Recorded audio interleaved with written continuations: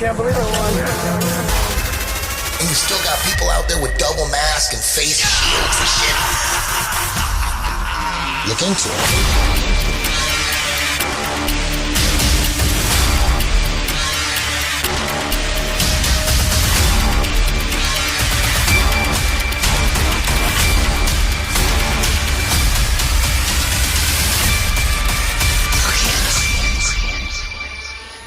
You can tell it's real because it looks so fake. Hello, everybody, and welcome to another episode of Look Into It. This is a monumental episode. I'm really excited about this. No smoking weed today. No taking a little sippy of Grandpa's old cough medicine. We're doing this straight. This is super important to me, and it's one of the most fascinating people on the internet right now. He's a researcher in our history, our true history. And there's quite a few people on the internet now doing the same kind of research. But for sure, John Levi is my favorite. Welcome, John. How you doing? Good, thanks. Good to be here. Man, I don't know where to start, man. But on JRE, on my last appearance, I strategically brought you up, and I thought, you're doing such important work, researching our history and our true history, that I thought, man, we need a bunch of people on the case, because what you're doing a lot of things, but you're doing research on the Tartaria. You can call it conspiracy theory, movement, or whatever. But Tartaria has many levels. And for those of you that don't know what the hell I'm talking about, Tartaria was an empire hundreds of years ago, a couple hundred years ago, 1,000 years ago, who knows? But when you look at old maps, there's Tartaria, the Tartarian Empire, and all these old maps, even on Henry Kissinger's book, The New Order or The World Order, something like that. Henry Kissinger, he's about as Rockefeller crony as you can get. That guy knows what's up. He's partying with the controllers. That guy's book, if we could find this again, I like to put it up every time. It's got Tartaria. Have you seen this, John? It's got Tartaria on the front cover of his book. No. Yeah, it says it right there. Do we got it? There's a map, and if you blow the map up, right there, dead center, it says Tartaria on the map that he chose. It says it right there, and you didn't even know about this, right, John? No, but I've seen it on hundreds of maps by now, but this is the front cover of Henry Kissinger's book. Yes, and that's not by accident. This didn't just slip by, everybody. It's dead center. Yeah, it's dead center right there. It says Tartaria, and no one talks about it. No one's heard about it. No one's heard about Tartaria. It's not in the history books. And what is it? What do we know? And John, what do we know? There's a lot of layers. There's the mud flood. There's the electromagnetic cataclysm that melt buildings. There's the meltdown. And then there's all these structures that are not melted and maybe not affected by a mud flood, but these castles and these structures are in places that do not fit the timeline of mainstream history. And the first thing I want to get into is Utah, because you're from Utah, and that castle that they turned into an insane asylum in the late 1800s, an hour drive south of Salt Lake City, back when there was nothing but cowboys and Indians. What is Tartaria? Well, Tartaria, that's just one part that we see on a map that's brand new to all of us. But I don't think it's fair to say that Tartaria built everything throughout the realm. It's just one part of the puzzle. It's like, hey, what about these guys? What's up with this map? What's up with these hundreds of maps with Tartaria written on it? That's just one part of the puzzle. Yes. Another part of the puzzle is all the buildings. All the buildings like the one you're talking about, an hour away from where they supposedly settled, in the mid 1800s. Why would you go an hour away, horse and wagon, and build a castle as an insane asylum? So then there's that part. There's just the buildings aspect. There's so many different angles to explore it. You did a great job, by the way, on Joe's show, because there are so many things to talk about. Where do you even start? You did a great job. And what I found where you broke ground with Joe is when you said the timeline. You guys were talking about the Empire State, and you said this was built in a year, you know, and we have hundreds of buildings that they tell us were built in 1 year in the 1800s. And that part stuck with him. You know, it seems crazy. All of this can seem a little crazy to the newcomer. But then when you tell them, look at this building, like the one I showed recently in a past video, Tacoma, Washington courthouse, massive castle courthouse. And they tell us it was built in 1 year. And, you know, how can that be, you know, in this time period? Yes, we can build things like that if we wanted to. Now. There we go. Is it Tacoma Courthouse? Yes, 1 year. So that's another one. That's a high school. That's a high school right there. That's Stadium High School. So yeah, when you start looking at these in the narrative, it's enough that they built these in the early, mid, and late 1800s. But then to tell us they built it in a year, look at the people down there in the street. That's the part that is questionable. And that was the part that got Joe's attention. You know, you made a good case again, but I felt like a lot of it didn't really make sense. And yeah, I call myself, because I'm so new into this research, that I call myself a retardarian. We all are. We all are. This is new to everyone. And you've been on it for years, man. You got some videos that are like 4 years old, 3 years old, just like mind numbing. It's like, whoa, like, holy shit. It's starting to make sense, because you know me, man, I'm as flat as can be. Once you go flat, you don't go back. So this research is like, okay, we're on some level thing. We're on some realm. It's level.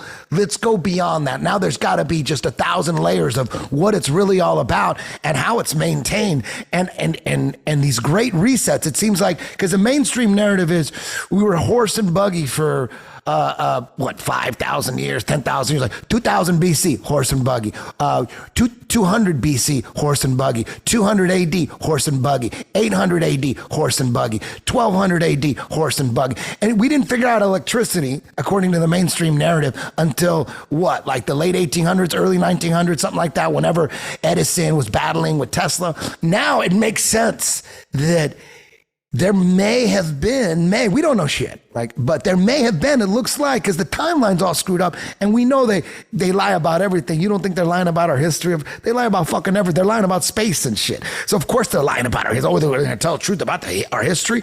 It seems like humans probably figure out how to master electromagnetic power or whatever. And then it lasts like 200 years, and then there's a great reset. Something happens.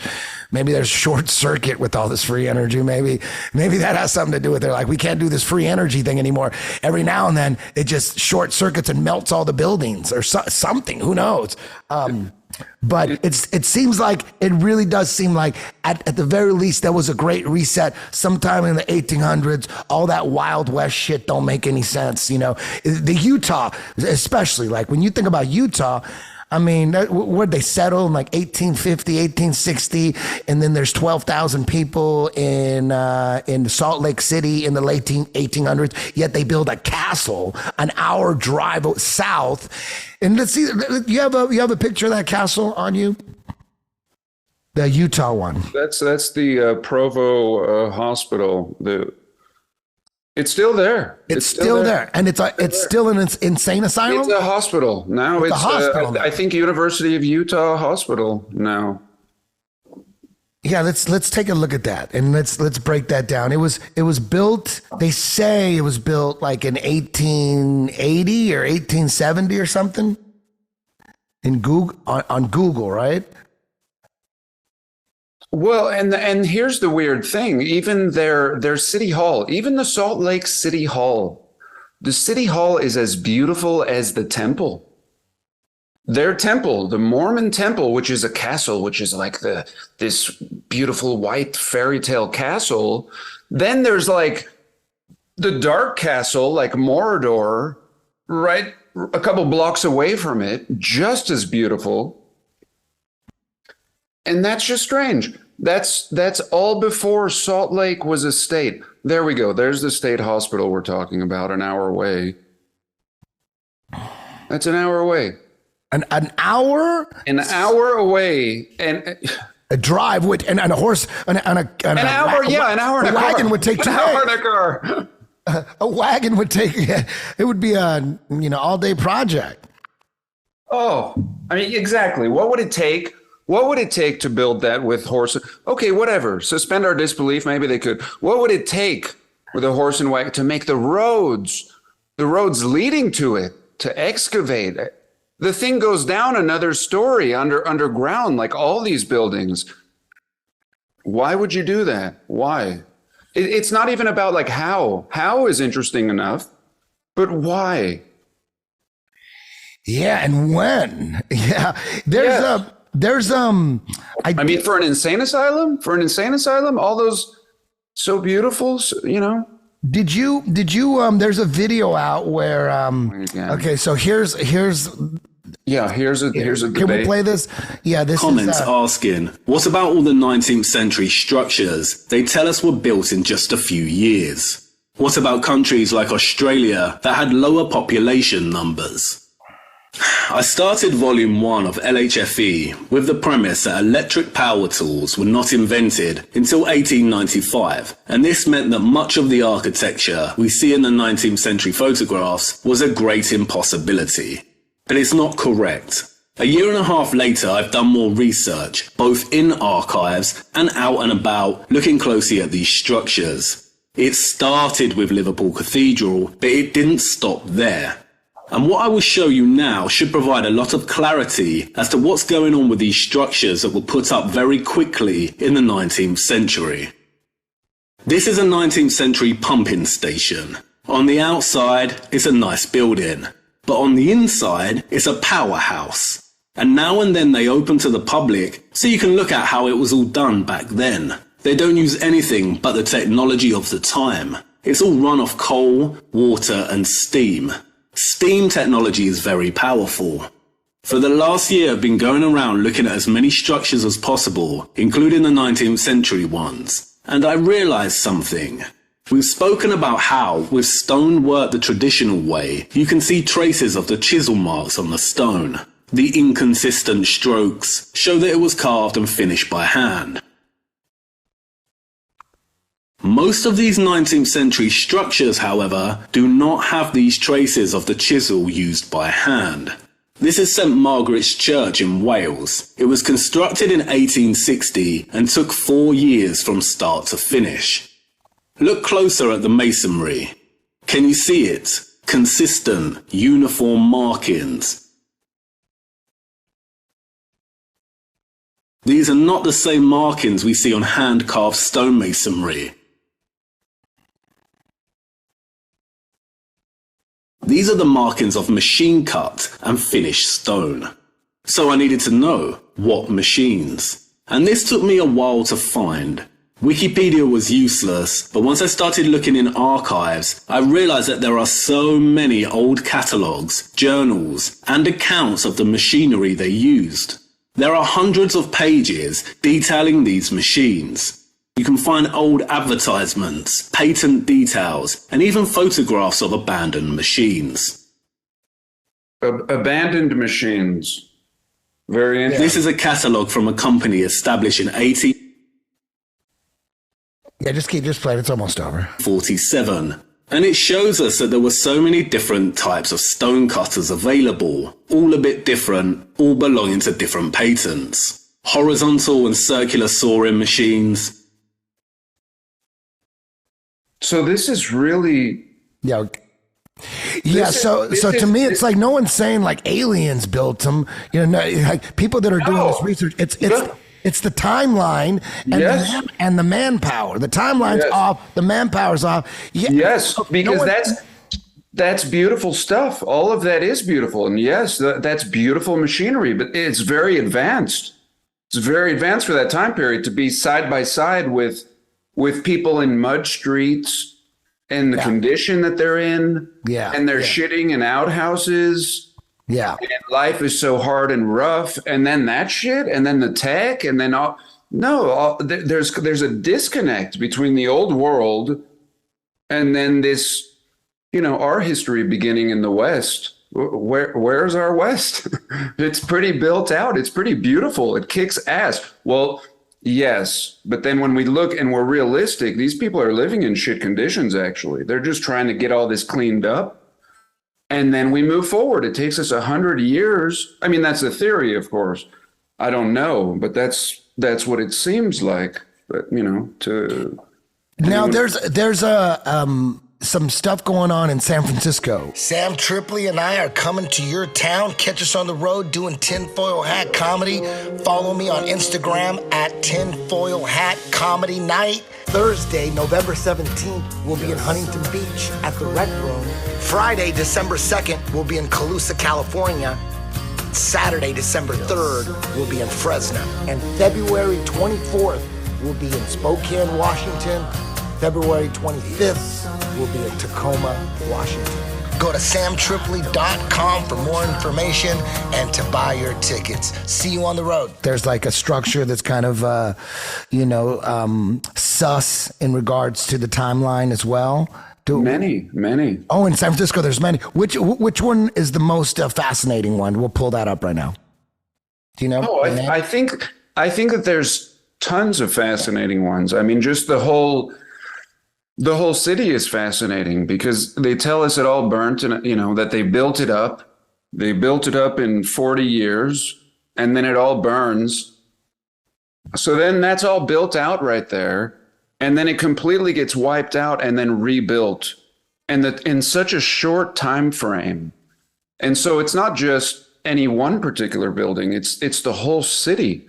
I mean, how they throw this city up in 30 years. In 30 years, it goes from like gold miners, they tell us, to this. And that's really suspicious right there. Yeah. I mean, the further west you go, the less populated it would be, like in the late 1800s, that's for sure, right? So, I mean, you can, in regards to the East Coast, you really, most of the technology was over there on the East Coast. There was a large population for that time, anyways, back on the East Coast. But when you're talking about San Francisco and Utah and Tacoma, Washington, they're supposed to be just nothing but coal mine or miners, like dudes looking for gold, right? So look at this city. Look at this city. I mean, this is after the first fire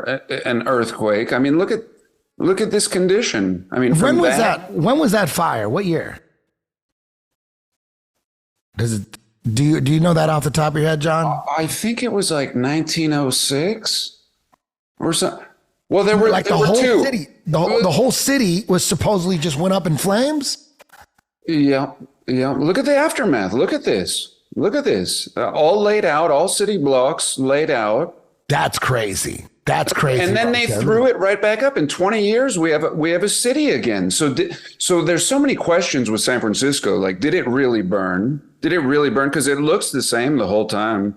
The buildings today just look as old as ever, like they were always there. I mean, the old ones.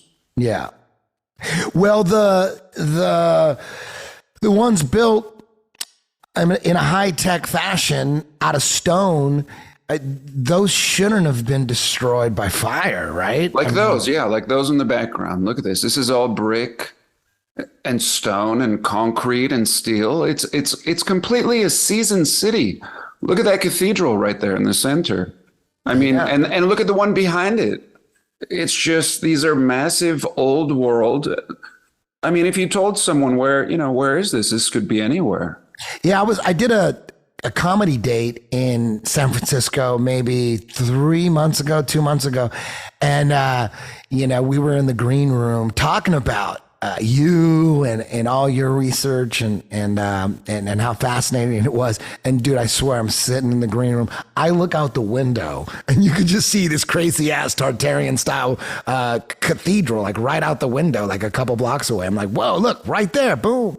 And now every city I travel to, I'm like looking for fascinating structures now. Even in El Paso, I was in El Paso a few weeks ago, and I'm like, yeah, I'm constantly looking for old buildings because it shocks us. I remember when I went to New York City, I saw the St. Patrick's Cathedral, and it just blew me away. I was like, "What is this?" It just sticks out. It's so out of place. Yeah, and in Germany, I was in, I think, Cologne, Germany, and dude, like I was looking outside. That one is the best. That one is so massive. That thing is like a mountain. The one in Cologne? Yeah.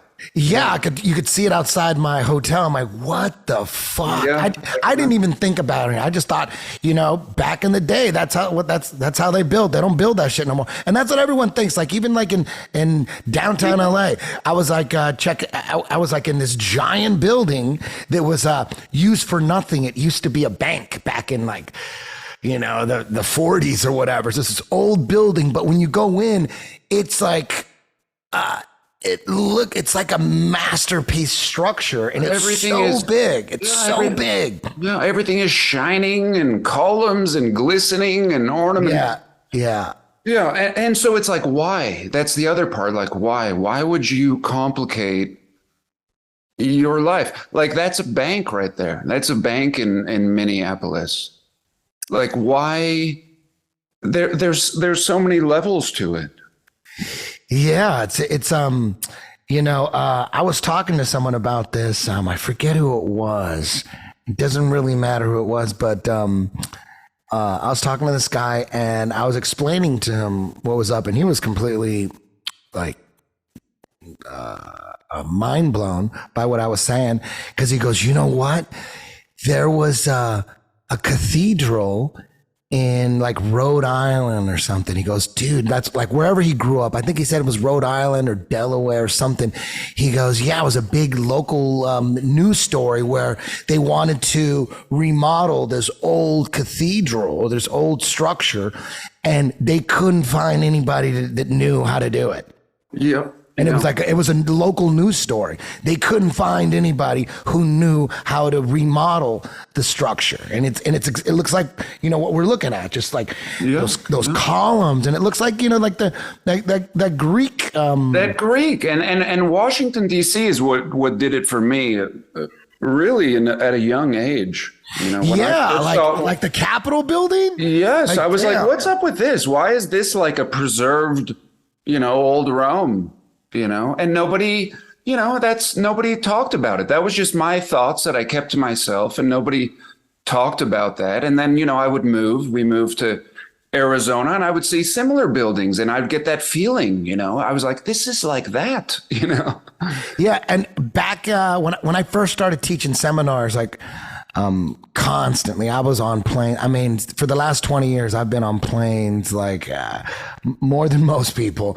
And before Flat Earth, before anything, I would be on a plane just looking out the window, having a glass of wine.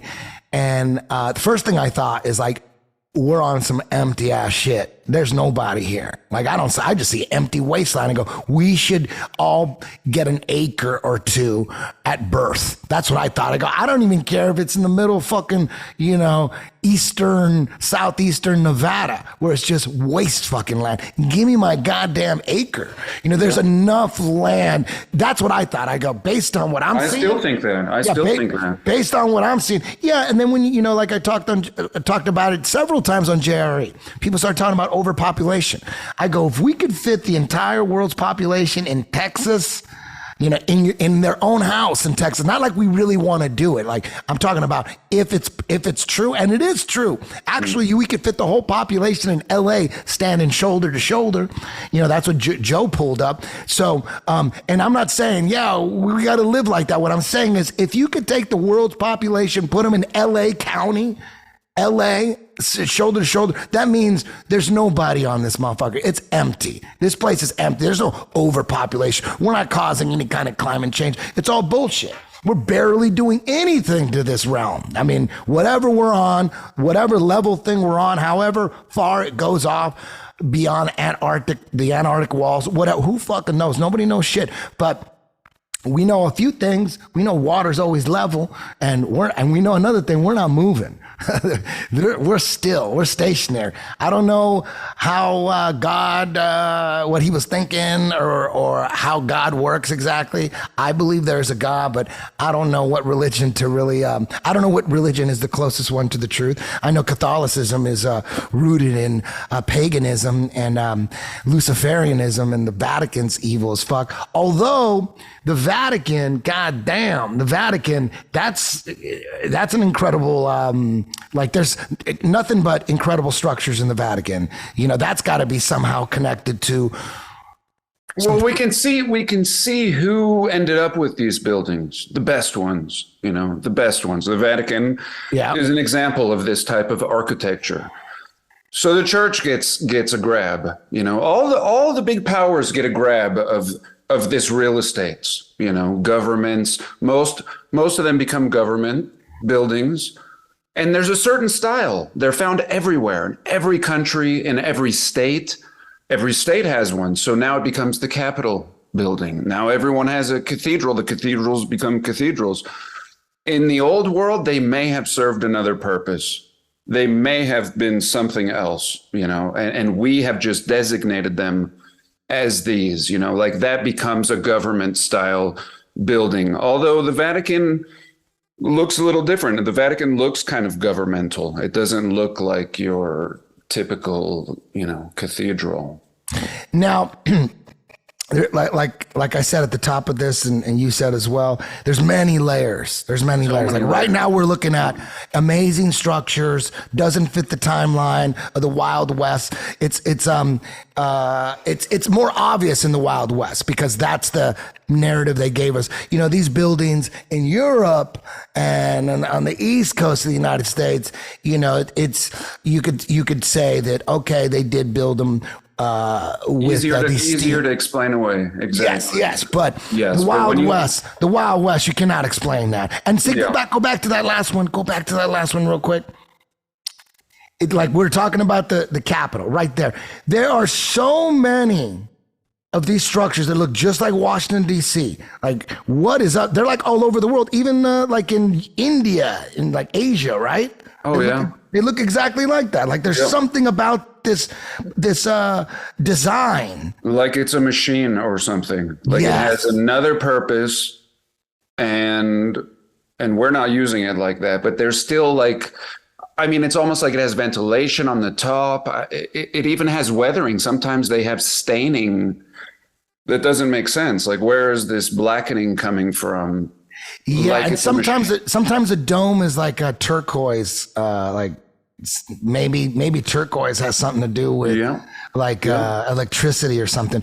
So, go ahead. Oh, and they have like pools underneath them sometimes, and just like the pyramids, you know, we know it's not a tomb, right? Yeah. The pyramids seem like, you know, they'll put the pyramids on Time Magazine, and if you're paying attention, you know, Time Magazine is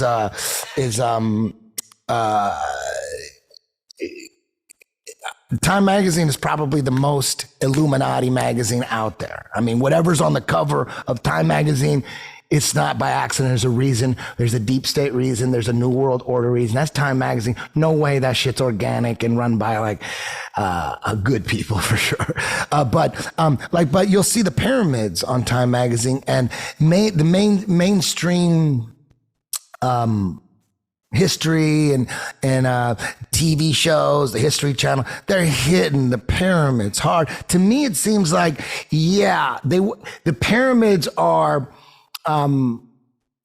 way harder to build than some of these structures, like these cathedrals and these castles and stuff.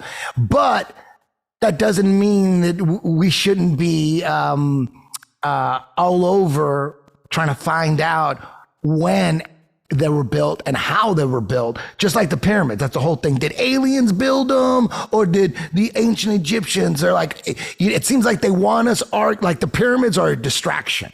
Yeah, they want us arguing about the pyramids and Stonehenge and Göbekli Tepe and all this stuff, but because they don't want us, because if we look at that as just, if we argue about these pyramids and who built them, the aliens or humans, it takes away from, it makes the cathedrals and the castles look way more believable in regards to the timeline that were built. You know what I mean? Because they're like, dude, look at the pyramids. Forget about castles. Pyramids are way crazier than castles. So you kind of ignore these insane structures that are not on this level, but they're important in regards to figuring out our real history. Yes. And it's very similar, though. It's a very similar thing to where, they're telling us the pyramid is a tomb. Well, then here in America, we have a castle and they're telling us it's a brewery, for example, or which one is that? Isn't that's crazy, right? When they make them into breweries, these breweries. Yeah. Which is the most fascinating one? We'll look it up. The brewery? Yeah. Which is the craziest one? Oh my God, you could just put in so many, right? Old breweries. I mean, they're all castles. It's like the old world. So that's another thing. All the castles got designated as breweries. All the ones that look like Washington, D.C. style were governmental. God, just the Budweiser factory is a castle, the old one. Oh, the Budweiser one? Pull that one up. Budweiser. Original, I don't know what you'd put, main headquarters, brewery, Budweiser, oldest brewery, castle. There we go. Boom. Is that the one? Yeah, there we go. We got it. And where's that? It's probably like in the Midwest somewhere. Missouri, that's right. Anheuser-Busch Castle. So like, why? Are you in the business of profit, or are you in the ornamental castle business? I mean, what? In that time period? Yeah, it doesn't make any sense. It doesn't make sense. It looks like Big Ben too. Doesn't that look like Big Ben? Yes. Yeah. So why? Why all the windows? Is it a factory or is it a castle? Crazy shit. Or is it a machine? Is it a machine? Did it have a purpose in the old world and we have just turned it into this? Yeah. So what do you, I like speculating. I don't give a shit what anybody says. Like detectives speculate all the fucking time. You know what I mean? Detectives have 6 suspects. They're all when they're trying to figure out who killed who.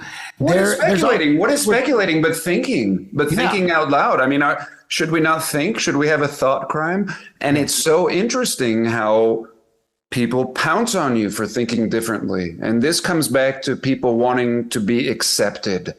It's like people, that's how they have us, It's like if you start speaking differently than what is commonly accepted, whether that be space or history, or even how people should live in the moment, in the present, you're attacked, It's like, and that's why people do just think in line with, how they're told to think. It's a lot easier and you don't get attacked, but we should be able to think. And speculating is important, if we want to. So let's speculate a little bit here. The one common theme in a lot of these structures all around the world is it looks like they have lightning rods. Like, what are those? Like they have pointed towers, and it looks like what do you need? What do they need those rods for? I mean, they look like lightning rods. I mean, I'm going to go ahead. Here, I'll just share this maybe. And this is just a picture. Can you see that? I could see. I don't see the picture blowing up. I see all the little pictures from like. Oh, how about now? Okay, yeah, I see that. Yes. Okay, so this is a simple patent in 1907 for atmospheric electricity. and they're just sending up these wires. They're using balloons in this particular patent.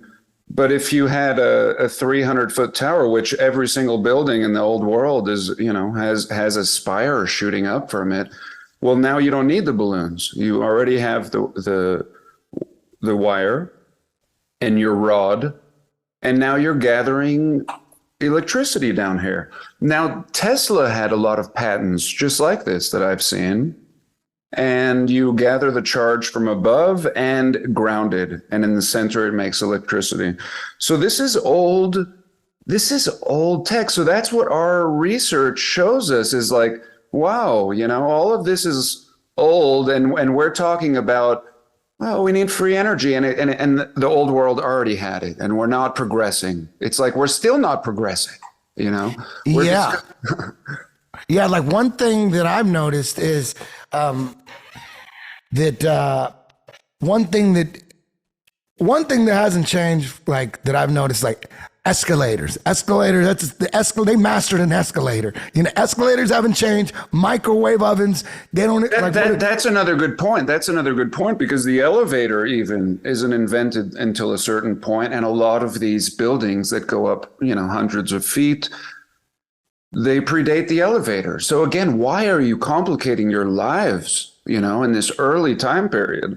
Yeah. And the one thing that hasn't changed is since I was a little kid in my grandma's house, we still got them in here. The little socket that you plug things in the wall, that shit hasn't changed at all.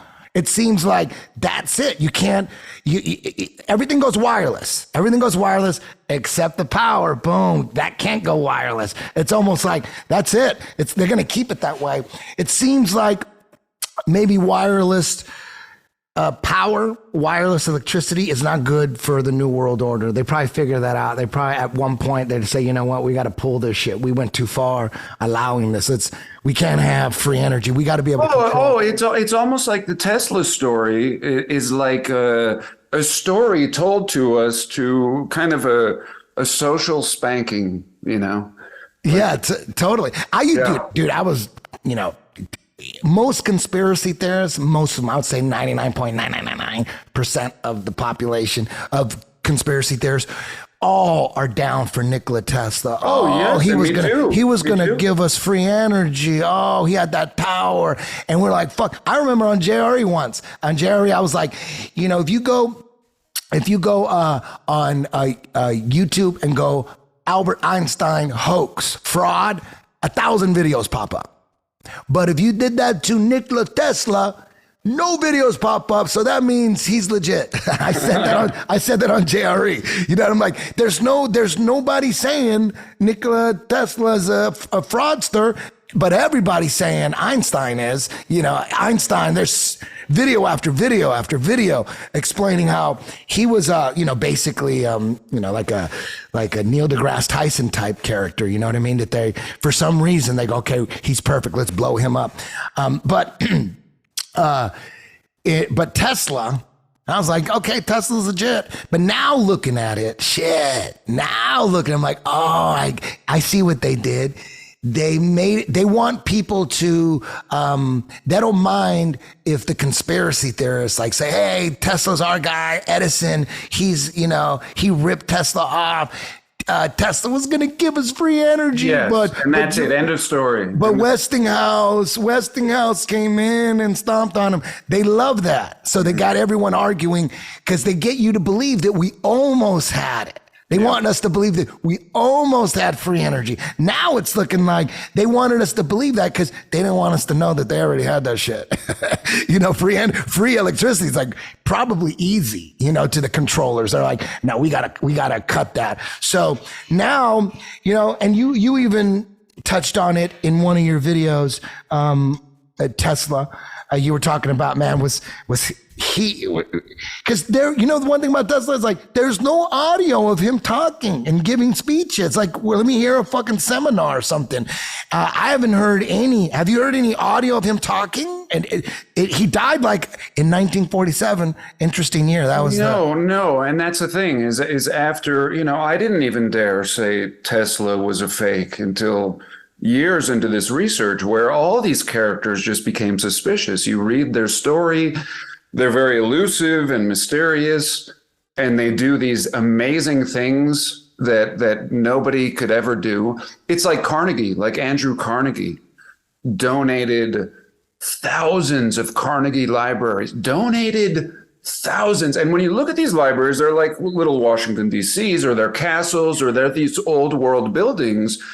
And you realize Carnegie is too good to be true. You know, Tesla is almost too good to be true. I mean, when you read the narrative and really read it with a kind of suspicious slant and try to look, between the lines, it falls apart. And you're like, wait a minute, this is stupid. Why didn't anybody question this? Why didn't historians question the validity of this? And that's what's scary, to be honest, is like that the small community, including myself, is questioning this. Like there are much, better research people that should be researching this. There's builders that should say, why is this foundation brick? Why is there a brick foundation for this building? Like there should be larger stone or concrete or something. But why you don't just start brick in the dirt? And just all these questions. There's thousands of questions, and it's crazy that people that should be asking them are not asking them, and then you realize it's probably on purpose. Yeah. That's why I brought you up strategically on JRE, because I knew, that's the biggest show of all time. Right. And I'm like, if I drop a little John Levi in there and have people, because I think it was an experiment for me as well, because you start off with before that episode came out, you had 206,000 followers, and now you got like 240 or something. So It's working to get a few thousand people. And I'm sure you're going to get a lot of haters swarming on you, but I'm dude, I've been dealing with haters for 25 years, so that doesn't bother me, but getting an extra 30, 40,000 people on the case, in their hometown, in their local area, starting to pay attention to the buildings. This could be a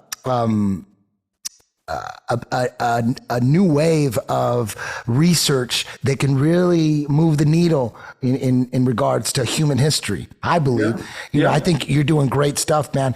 And there's there's so many layers to, and we're going to get into mud flood, the meltdown and all that stuff. But back to that patent that you showed that showed balloons floating in the air, and they had a wire connected to them, and then they got grounded, and somehow it's a patent to take electrical power from the air and somehow harness it and store it. I don't know how they stored it. Do you think the bricks stored it somehow? And if the bricks are storing it, because now on JRE, I even talked about it and they pulled it up.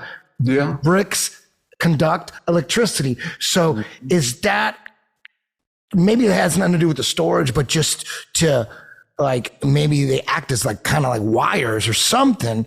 Let's speculate. How do you, because them spires, they're called spires, right? They go up the lightning rod things. Mm-hmm. Yeah. So let's say that all these structures have, even you go to Universal Studios and they got that mock castle that they built for Harry Potter. Pull that up, dude.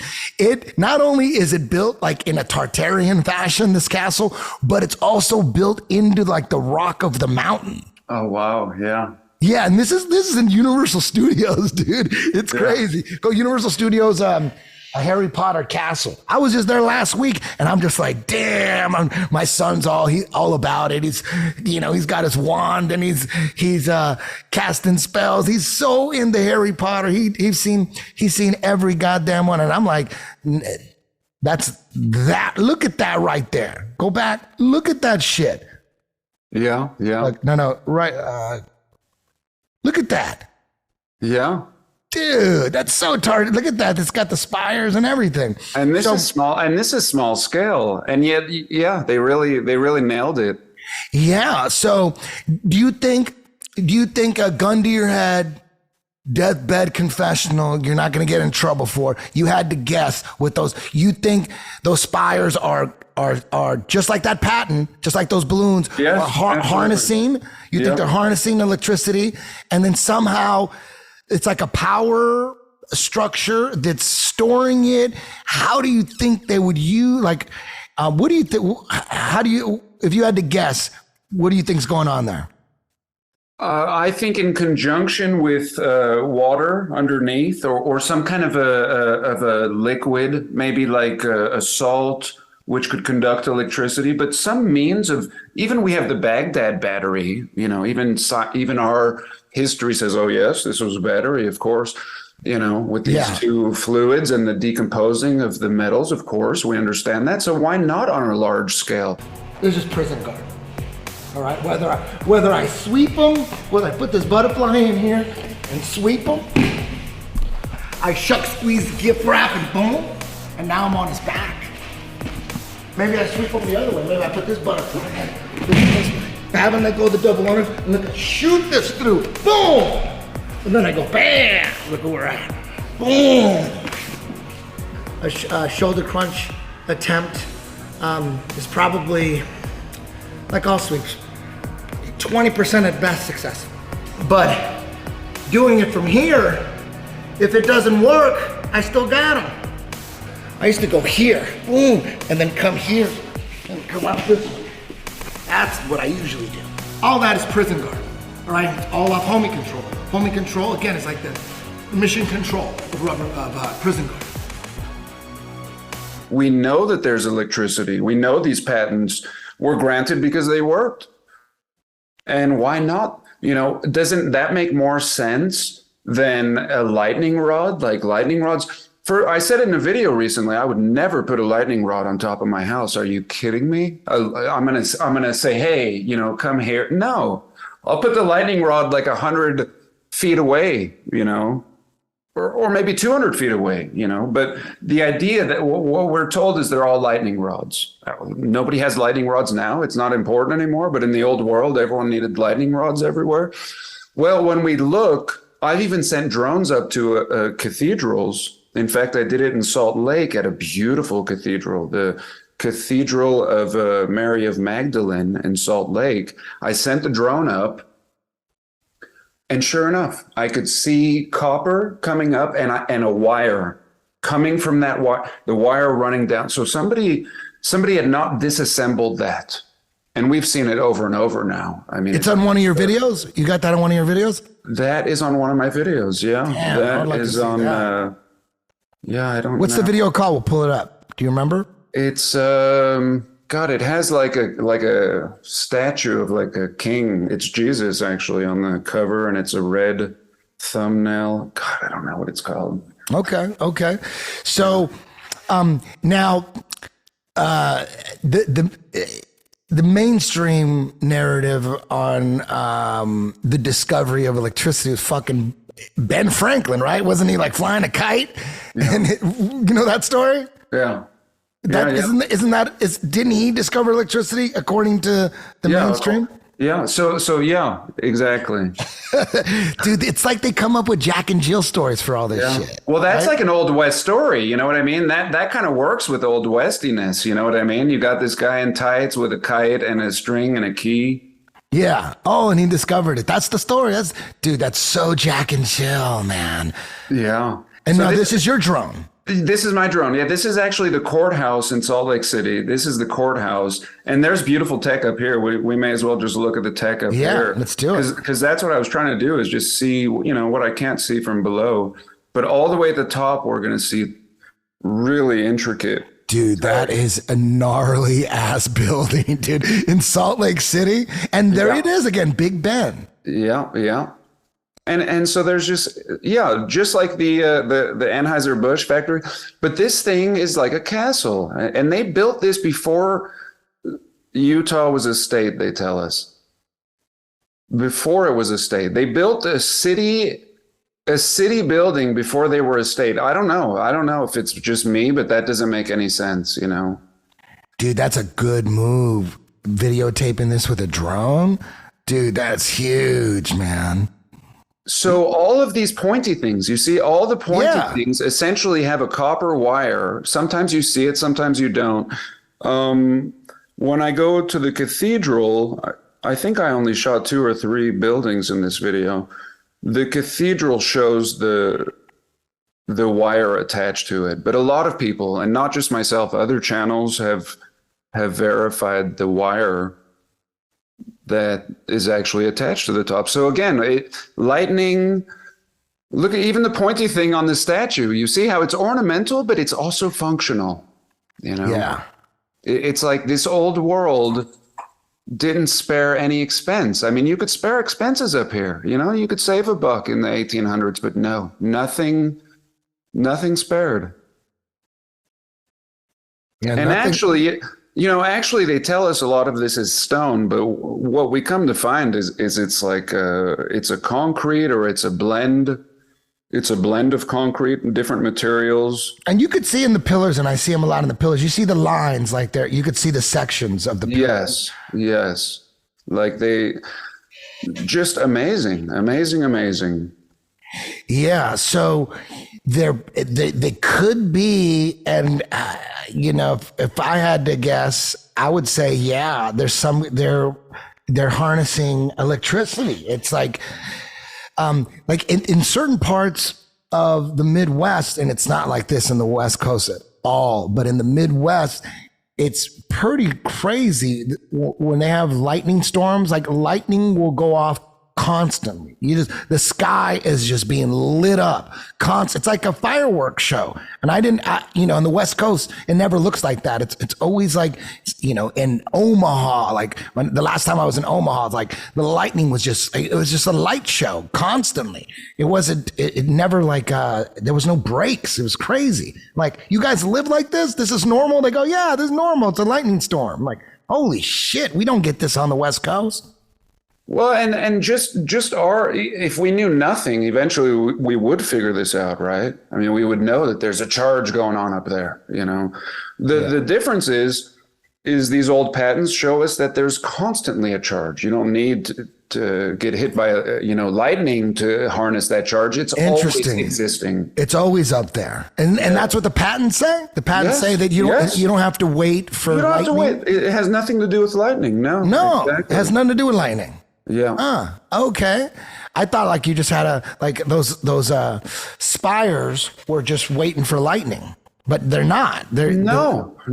And even Nikola Tesla, whether he just reverse engineered all of this old tech, because we see all this tech everywhere, whether he reverse engineered it or not, his patents show that this works night or day.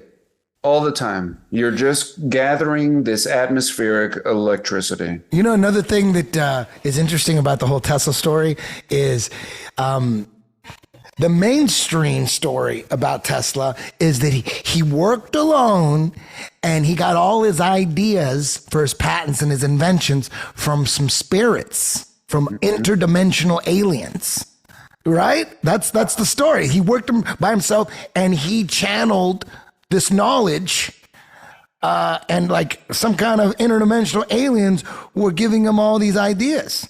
So every once in a while in history, we get a story like this, and there's a bridge in Italy, I think, or France. It's the Bridge d'Avignon. The Bridge d'Avignon, and the story is angels built it. There's no history for it. So that's really interesting. That was one of the few instances where, credit is given to an angel to build something. And also sometimes to a giant, when you go real far back. So I think it's interesting when they have no explanation, or they just give it a completely mythical explanation. Yeah, they're not, because who knows what the truth is, but, one theory is, like you said, he just reverse engineered all this shit. Like he was, a legit scientist, or maybe he was like a retard scientist, and they're like, dude, let's make Tesla. Or maybe he didn't even exist at all. They seem like characters. And they're still doing it to this day. It's kind of like Stephen Hawking. Yeah. There's two Stephen Hawkings. Like I mean, I've shown it to everyone I know, and a lot of people are like, no, that's the same person. It's like those are two different people, you know, two different teeth. There's I've seen a video about Stephen Hawking's, maybe one or two, that said something about like, you know, him being a fraud or whatever. But it's hard, you know.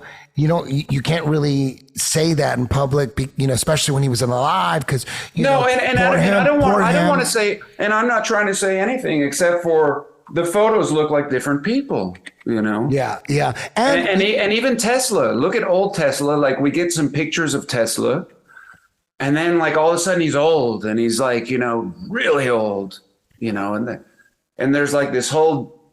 Is that the same person? You know, like he just went from like this to this, and then he's dead. I mean, his story is so quick. It's such a flash of an eye, and yet, you know, I don't know. It looks like a different person. Yeah, with Stephen Hawking, the video I saw basically said that a lot of legit scientists think that Stephen Hawking's is like an amateur, like they just blew him up because of his condition. And there's videos like that to say that they're like he what he's saying is like, you know, he's not saying anything, he didn't anyways. But yeah, he's totally sus too. He's perfect. Dude can't talk. He's got like a speak and spell thing. Fucking genius. Whoever came up with that for sure has an island and a couple helicopters.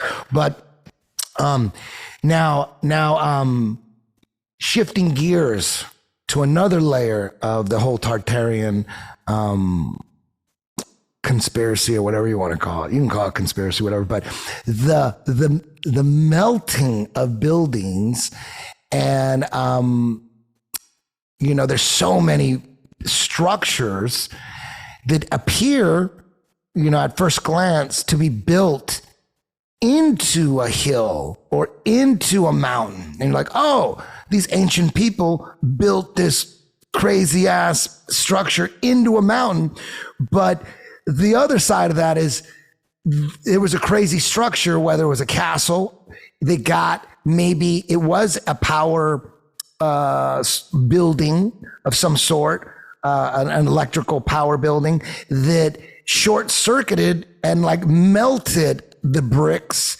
Not all of them, but like there was some kind of electromagnetic cataclysm of some sort. And there's endless pictures of buildings that look like they were melted. Let's get into that a little bit. What do you think's going on there? Yeah, I think that's what it looks like. I mean, it just looks like the realm. I mean, that's like a deeper layer. I mean, this is even older than what we're talking about now. I mean, we're talking about these buildings that are still intact, but it looks like the further back we go, when we start looking at these buildings, you know, it's like, where does the building end and the mountain begin? You know, and then the mountain will keep going, and then you have openings. That's Sodom and Gomorrah. So the Bible tells us that these were buildings, and they look like buildings, right? I mean, they look like kind of structures. Well, the Bible will tell us that this was rocked by sulfur. You know, that was hit by brimstone and fire, and there we go. There were the buildings. I mean, so we have the Bible story, and then we have the evidence. We actually have buildings or something remaining. So now we start looking all over the place, and it looks like there's this kind of evidence everywhere. For all your 10th Planet Jiu-Jitsu merchandise, please visit 10thplanetjj.com/shop. We also got a Look Into It t-shirt that just dropped. Thank you very much for your support. What do you got as the best examples of giant castles looking like they're being swallowed up by mountains? It's like, what is this? How did they build this castle into a mountain? Like, how do they do that? And there's so many pictures of castles like that look like they're half mountains. It's like, what is this? What's going on here? Can you see this? Yes. Yeah. So here's an example of of such a thing. This is not the best picture, but yeah, you can see, like, did the people just come up here and build, right into the mountain like this? Or has this been cooked? That's the question, Yes, Has there been cooking? And if there was cooking, it clearly seems to have kind of kept, it seems to have come from the bottom. Yeah. There's so many pictures like that. When I first got, when someone first tried to get me into Tartary a couple years ago, they just sent me stuff on like mud flood, and there was a worldwide flood or whatever of some kind, and it buried a lot of buildings in mud. And I'm like, okay, that's not that crazy. Yeah, there's floods, and yeah, buildings they're underwater. Even, I mean, in Japan they're underwater too, and like all over the Mediterranean Sea, bunch of structures underwater. Yes, mud flood, water flood, yes.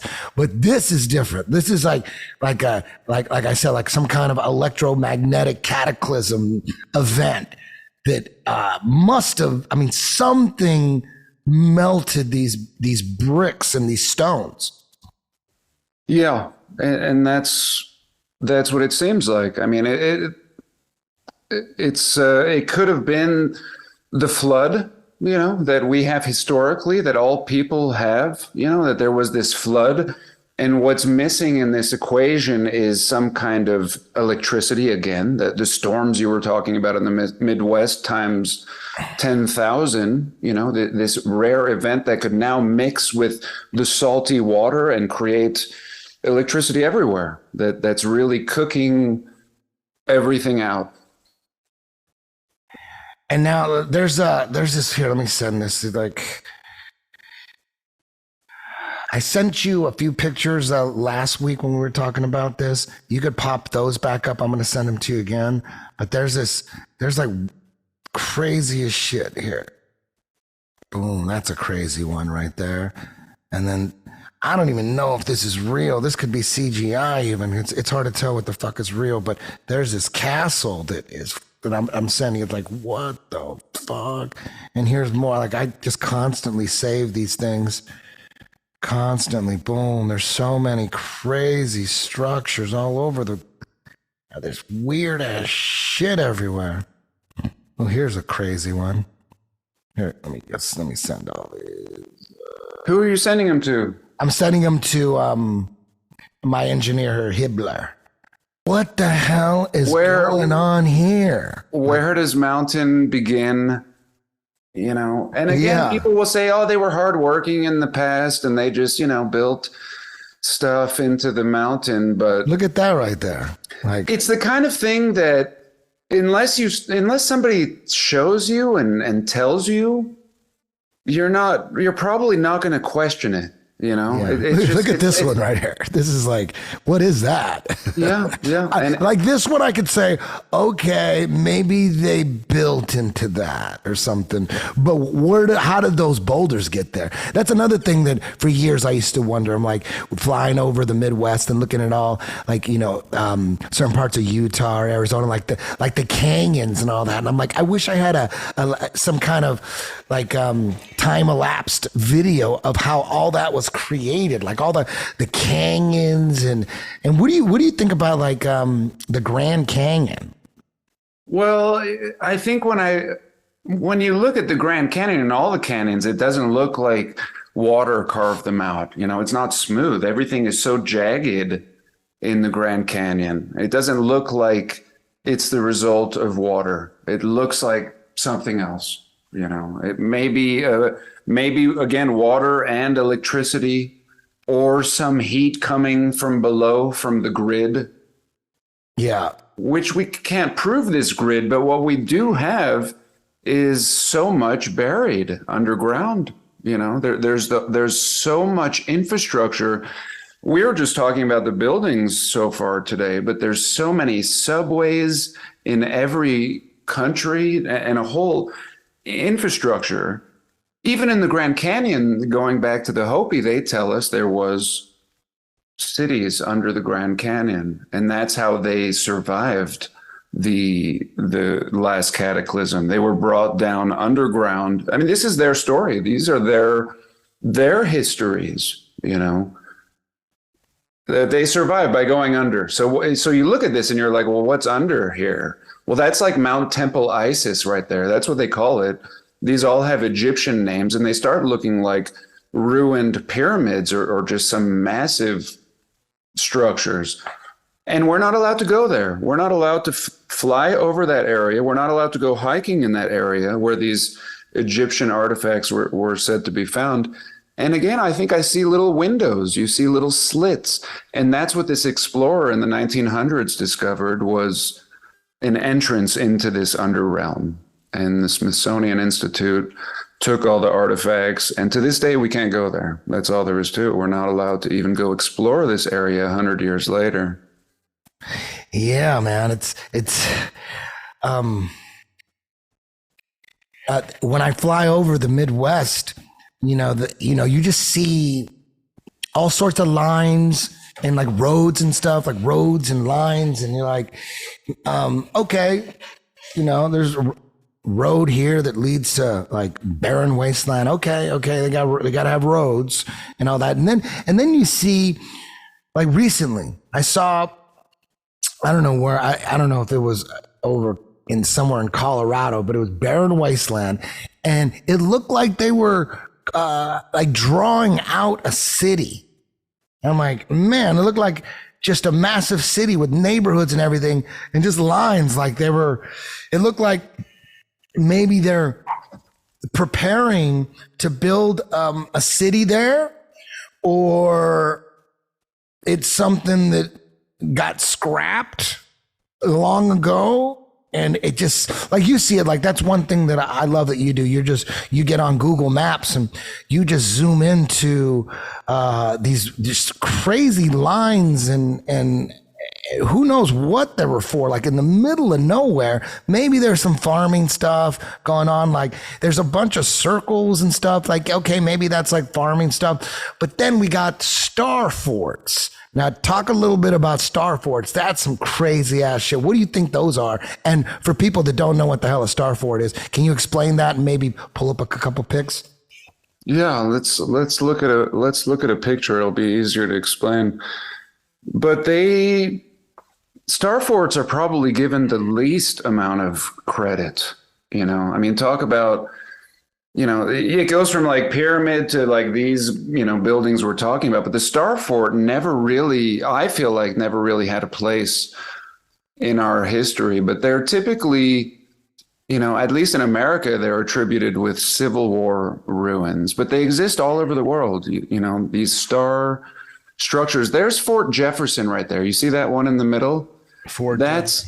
That's Fort Jefferson right there. Which one? The one? That one there. Yeah, that the mouse is going around. Click on that.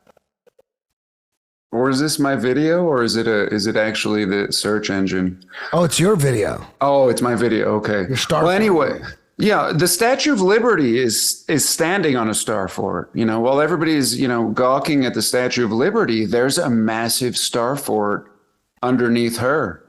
And by star fort, explain what a star fort would be. Is it like a little city that they build on a star? Sometimes it's a whole city. Sometimes it's a building within a star. Sometimes there's a star within a star. You see a greater star section. So it seems like these were the outlines of old cities. Copenhagen has a giant star fort around it. All the coastlines appear to have been star forted out. So what do you call this? What do you call it? What are you going to call that? A building? A wall? A coastline? And it seems like all the coastlines are artificial. They even called it star fort. Look, Star Fort of Virginia or something. Is that actually what they're called? No, they're typically called bastion forts. Well, that one said star fort. That was interesting on the sign. Yeah, go back up. Go back a little up. That was really weird that it said star fort. It said star fort. Go back up. They're not typically called that. Right. There was a sign that said, it's like a sign that said star fort right there. Yeah. In Virginia. So yeah, they're calling that one a star fort. They typically don't, though. They typically call them bastion forts or just forts, just Civil War military forts. And these are some of the oldest. I mean, if we're talking about Civil War times, where they're sawing legs off, you know how they had to saw legs off and bite on this piece of leather, and we're gonna, take this shot of whiskey and we're gonna saw your leg off. And then they're building these, it's not just a building, it's an entire coastline, made of brick, made of stone. So at the very least, they're like military bases, right? That's what they tell us. But again, I think that when we're looking at things like this, we're looking at technology that we don't understand, that we just don't. And when it comes to the star forts, they're always by water, and they are always working in conjunction with water, which leads one to believe that it's water technology. Wow, man. Can you see how that was water technology? I mean, can you imagine the canals now passing around and generating like a hydroelectric and perhaps creating hydrogen at the same time? Who knows? Probably a lot of different functions being utilized here. And it's beautiful. And it's symmetrical. And it's so old. It's like, it's a horse and buggy again. It's like even older, I mean, not older, but really old, And you could see it from above. It's easy to spot. You see it from above. You see them all over the world. Again, no exception. These have been found in every single part of the realm. No exception. And even the Great Wall of China, it's a little sus, right? That even China. Oh, the Great Wall. I mean, in that time period, again, so when it seems like a unified people is what I say. And Tartaria is just what we call it, but it's not Tartaria. It's bigger. That would have just been one like city or nation within this greater, whoever was building all of this. So Tartaria on maps is where Russia is, right? Mm-hmm. Yeah. Yeah, so it seems like this is me speculating a little bit. I don't know how far into the rabbit hole, the Freemason rabbit hole you've been into, but it seems like the Freemasons have something to do with these structures, and doesn't it? Doesn't it seem like with the inheriting of the whole realm? I mean, this is just part of their loot. You know what I mean? This is for sure. It's like there was a reset, and yes, and these people moved in and took opportunity and gave us a new history and took all the best buildings and real estates, and then said, "Okay, people, these are the rules. This is what we're going to tell you about history. This is what you're going to think." And we still don't get our acre, we're still all homeless, Yeah, totally, man. Now, world fairs. Oh, yes. World fairs that's another layer to the Tartarian conspiracy, or it seems like they used world fairs, and there were so many of them, right? It's like they used them to basically let people know how we're going to do this world thing, right? It's like a world fair. This is how the world's going to run now. It's like the world is like a giant department store, and like England is the men's department, United States is the gun department, China's going to be women's clothes, you know what I mean? It seems like, but it's all still Walmart, So what do you think about what's going on with these world fairs, and how do they fit into, how do you piece this into your research? Is this your video? I don't know. Because it says 1876. I mean, if this yes. It is. Because I had video back then. That's crazy.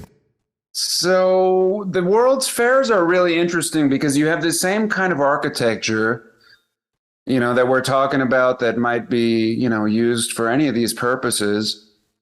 But then they tell us that they tore it down. So they're built really fast, in a year up to 2. They don't have much time because they got to build the World's Fair. And then they tear them down. That's the interesting part about the World's Fair. So it still has the same kind of suspiciousness as, the rest of the narrative, but it's like extra weird with these. Like, why would you build all of this? And now they try to tell us that World's Fairs are temporary and that they were just built of wood and plaster, but wood and plaster is not temporary. I mean, if you throw up a wood building, that's not a temporary building. You know, I don't care what you cover it with. You've built. So there we go. Look at this portrayal. Look at this castle, and the people, right? Yeah, And they always got to have tell- people with horses and shit. They always got to. I think this building is 1 million square feet, and they tore it down. So it doesn't look like. It doesn't say, why would you build a fair like this? Is that really going to interest these people in that time period to build 1 million square foot castle and then tear it down? This is one of the older ones. This one is really fascinating.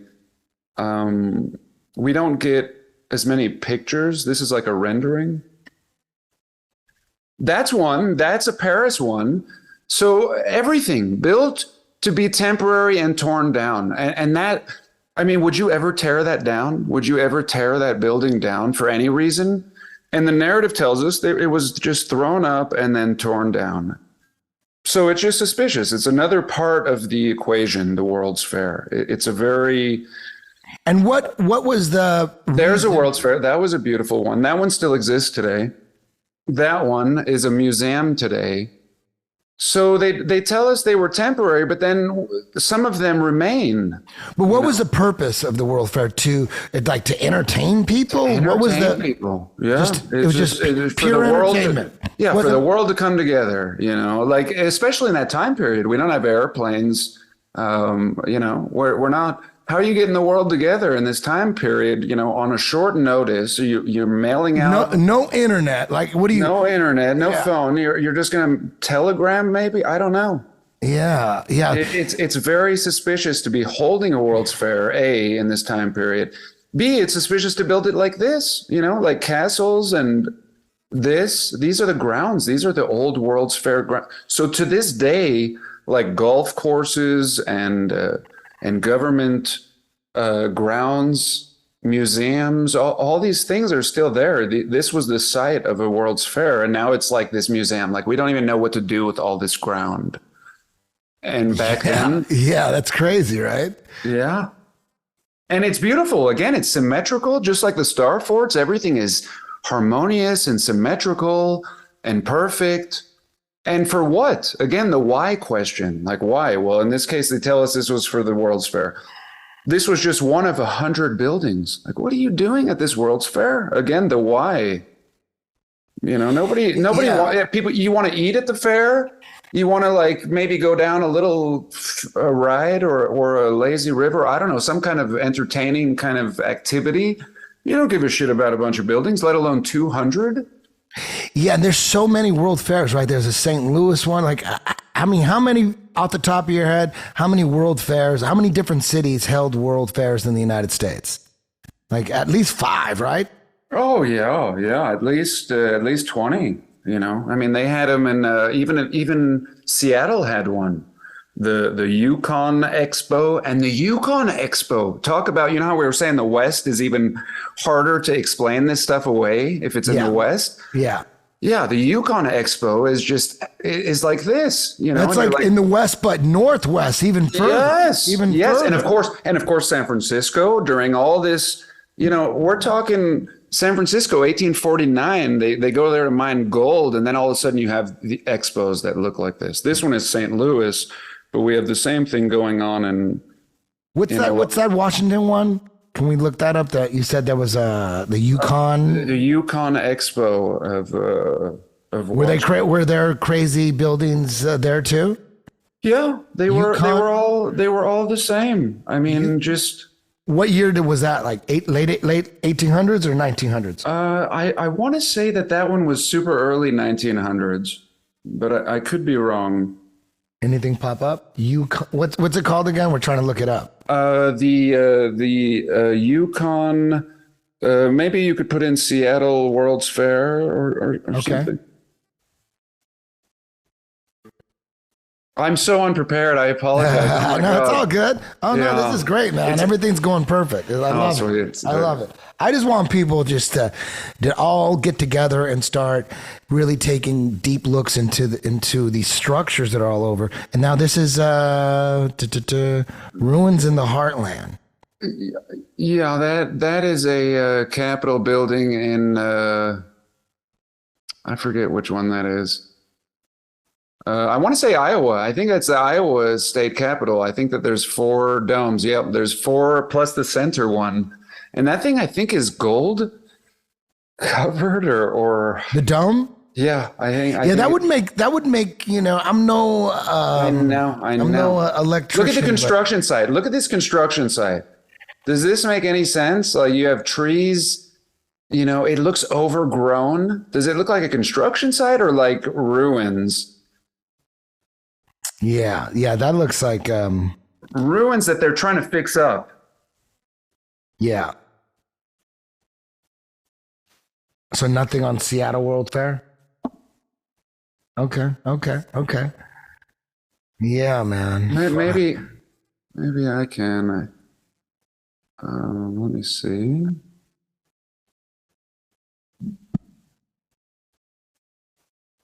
I'll put in.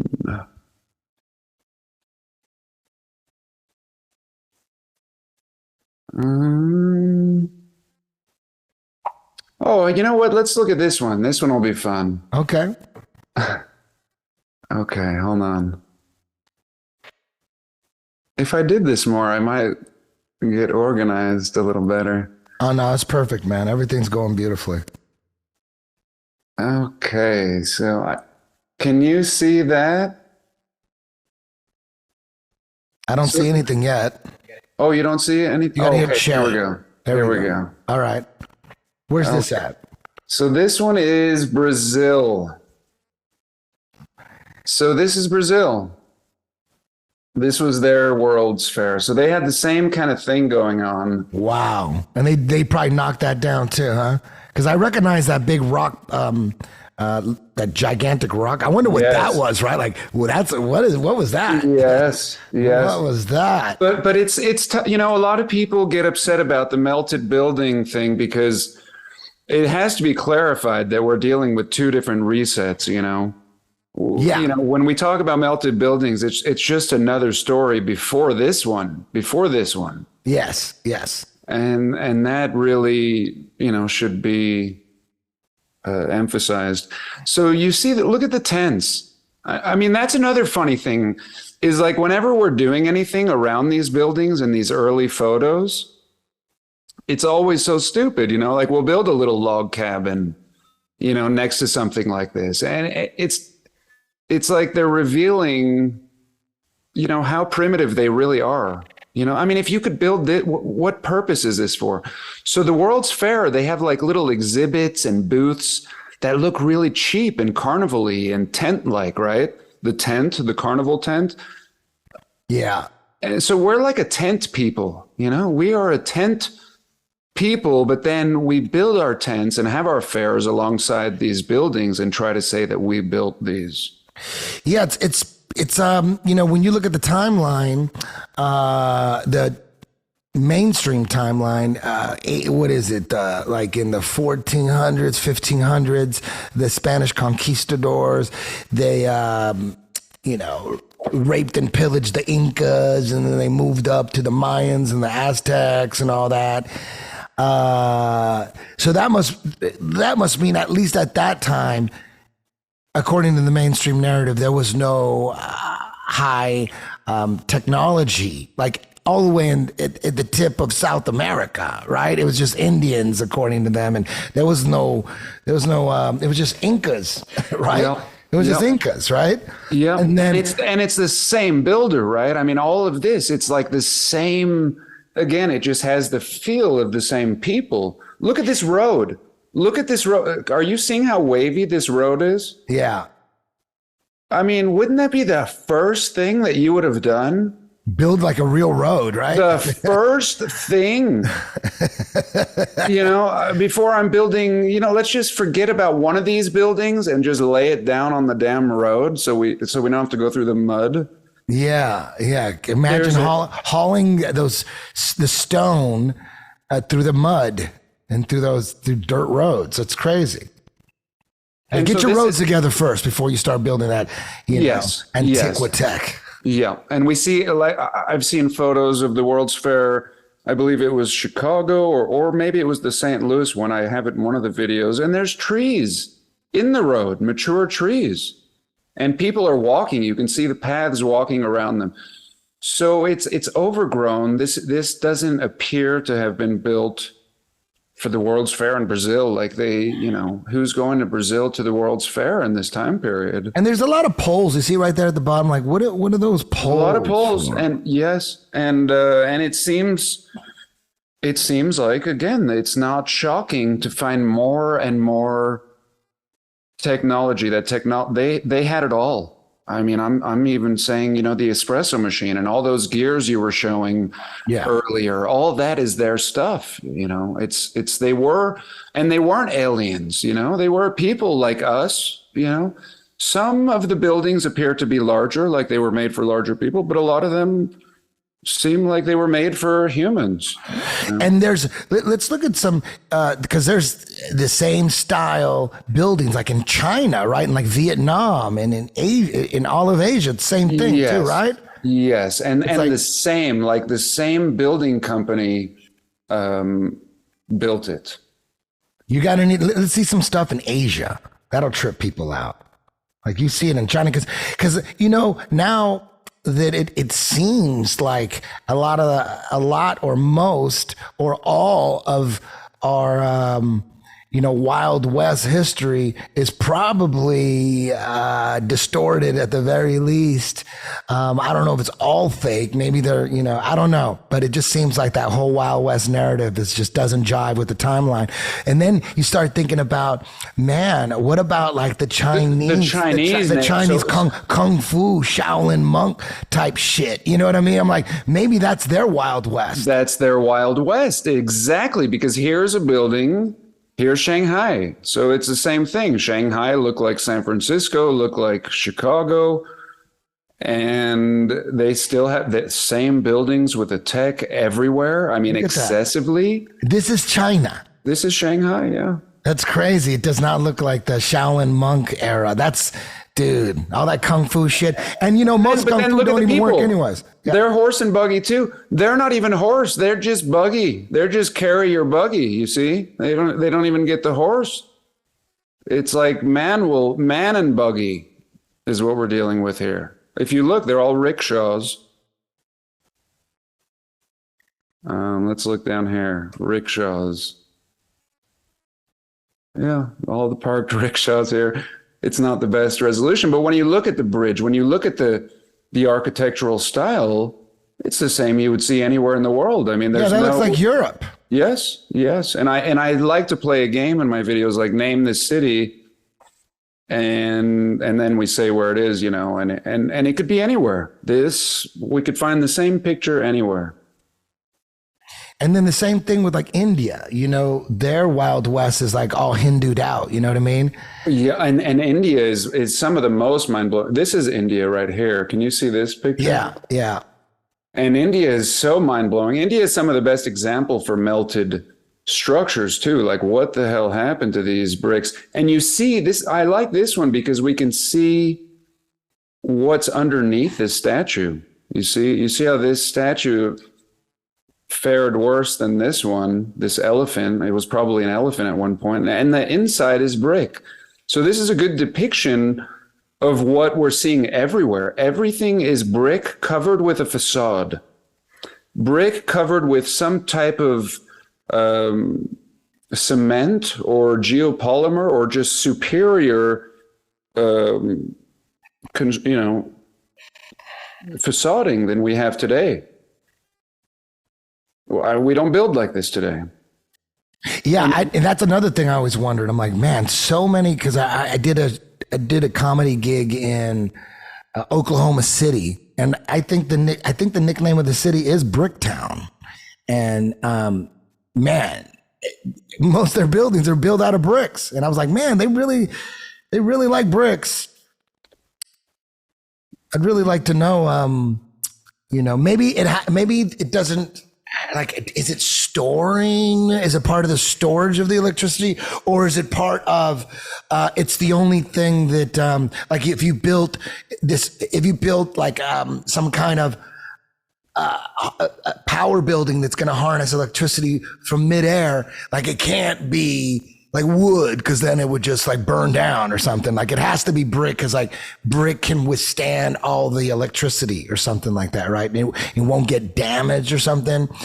But then you see the melted brick everywhere, and maybe, you know, sometimes it gets short circuited, or maybe the Illuminati at the time say, you know what, fuck this, and just wiped everybody out, and they, you know, that's how they started the Great Reset or something. Who knows?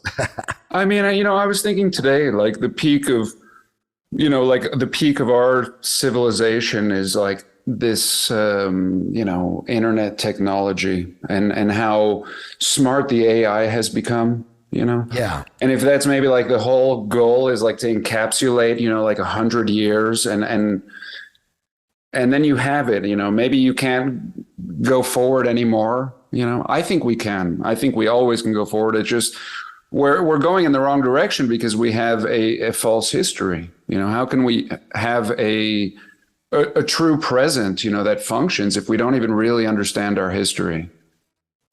Yeah, man.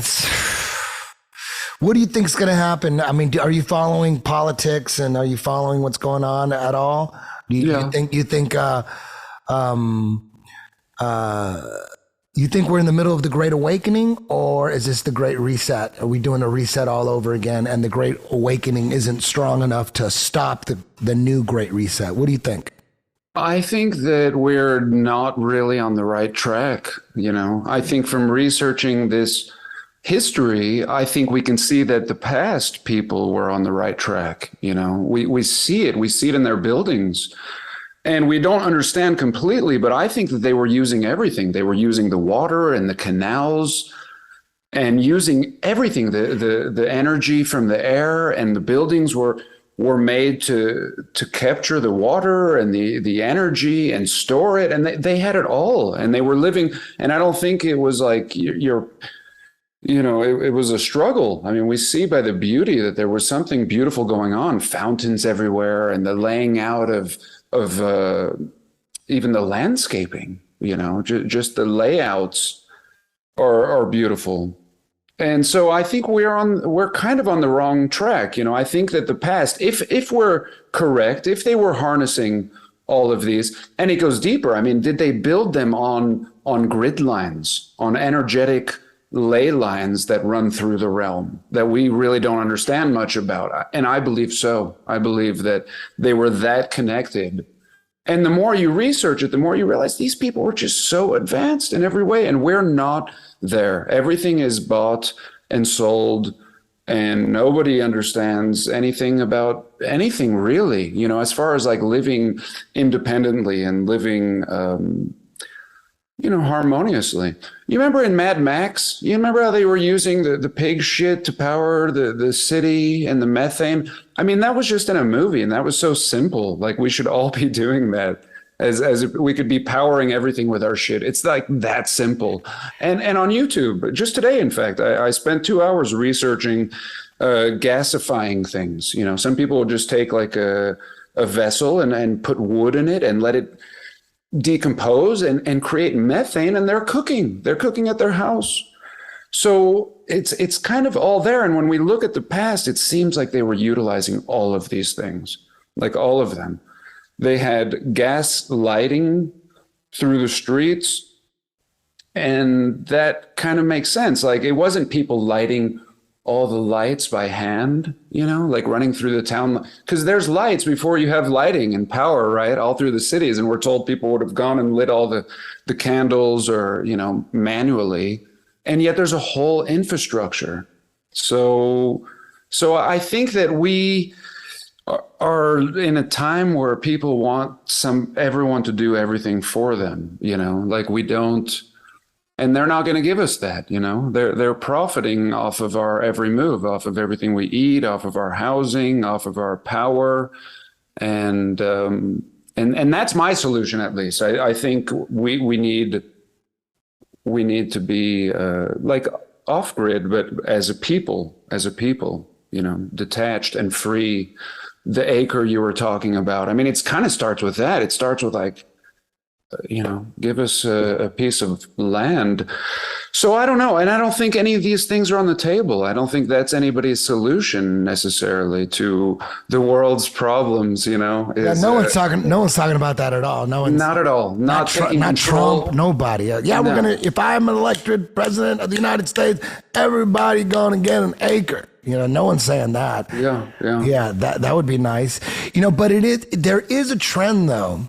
There is a trend because if the Great Reset is too strong for the Great Awakening, it doesn't mean that. I mean, it's people still are awakening, and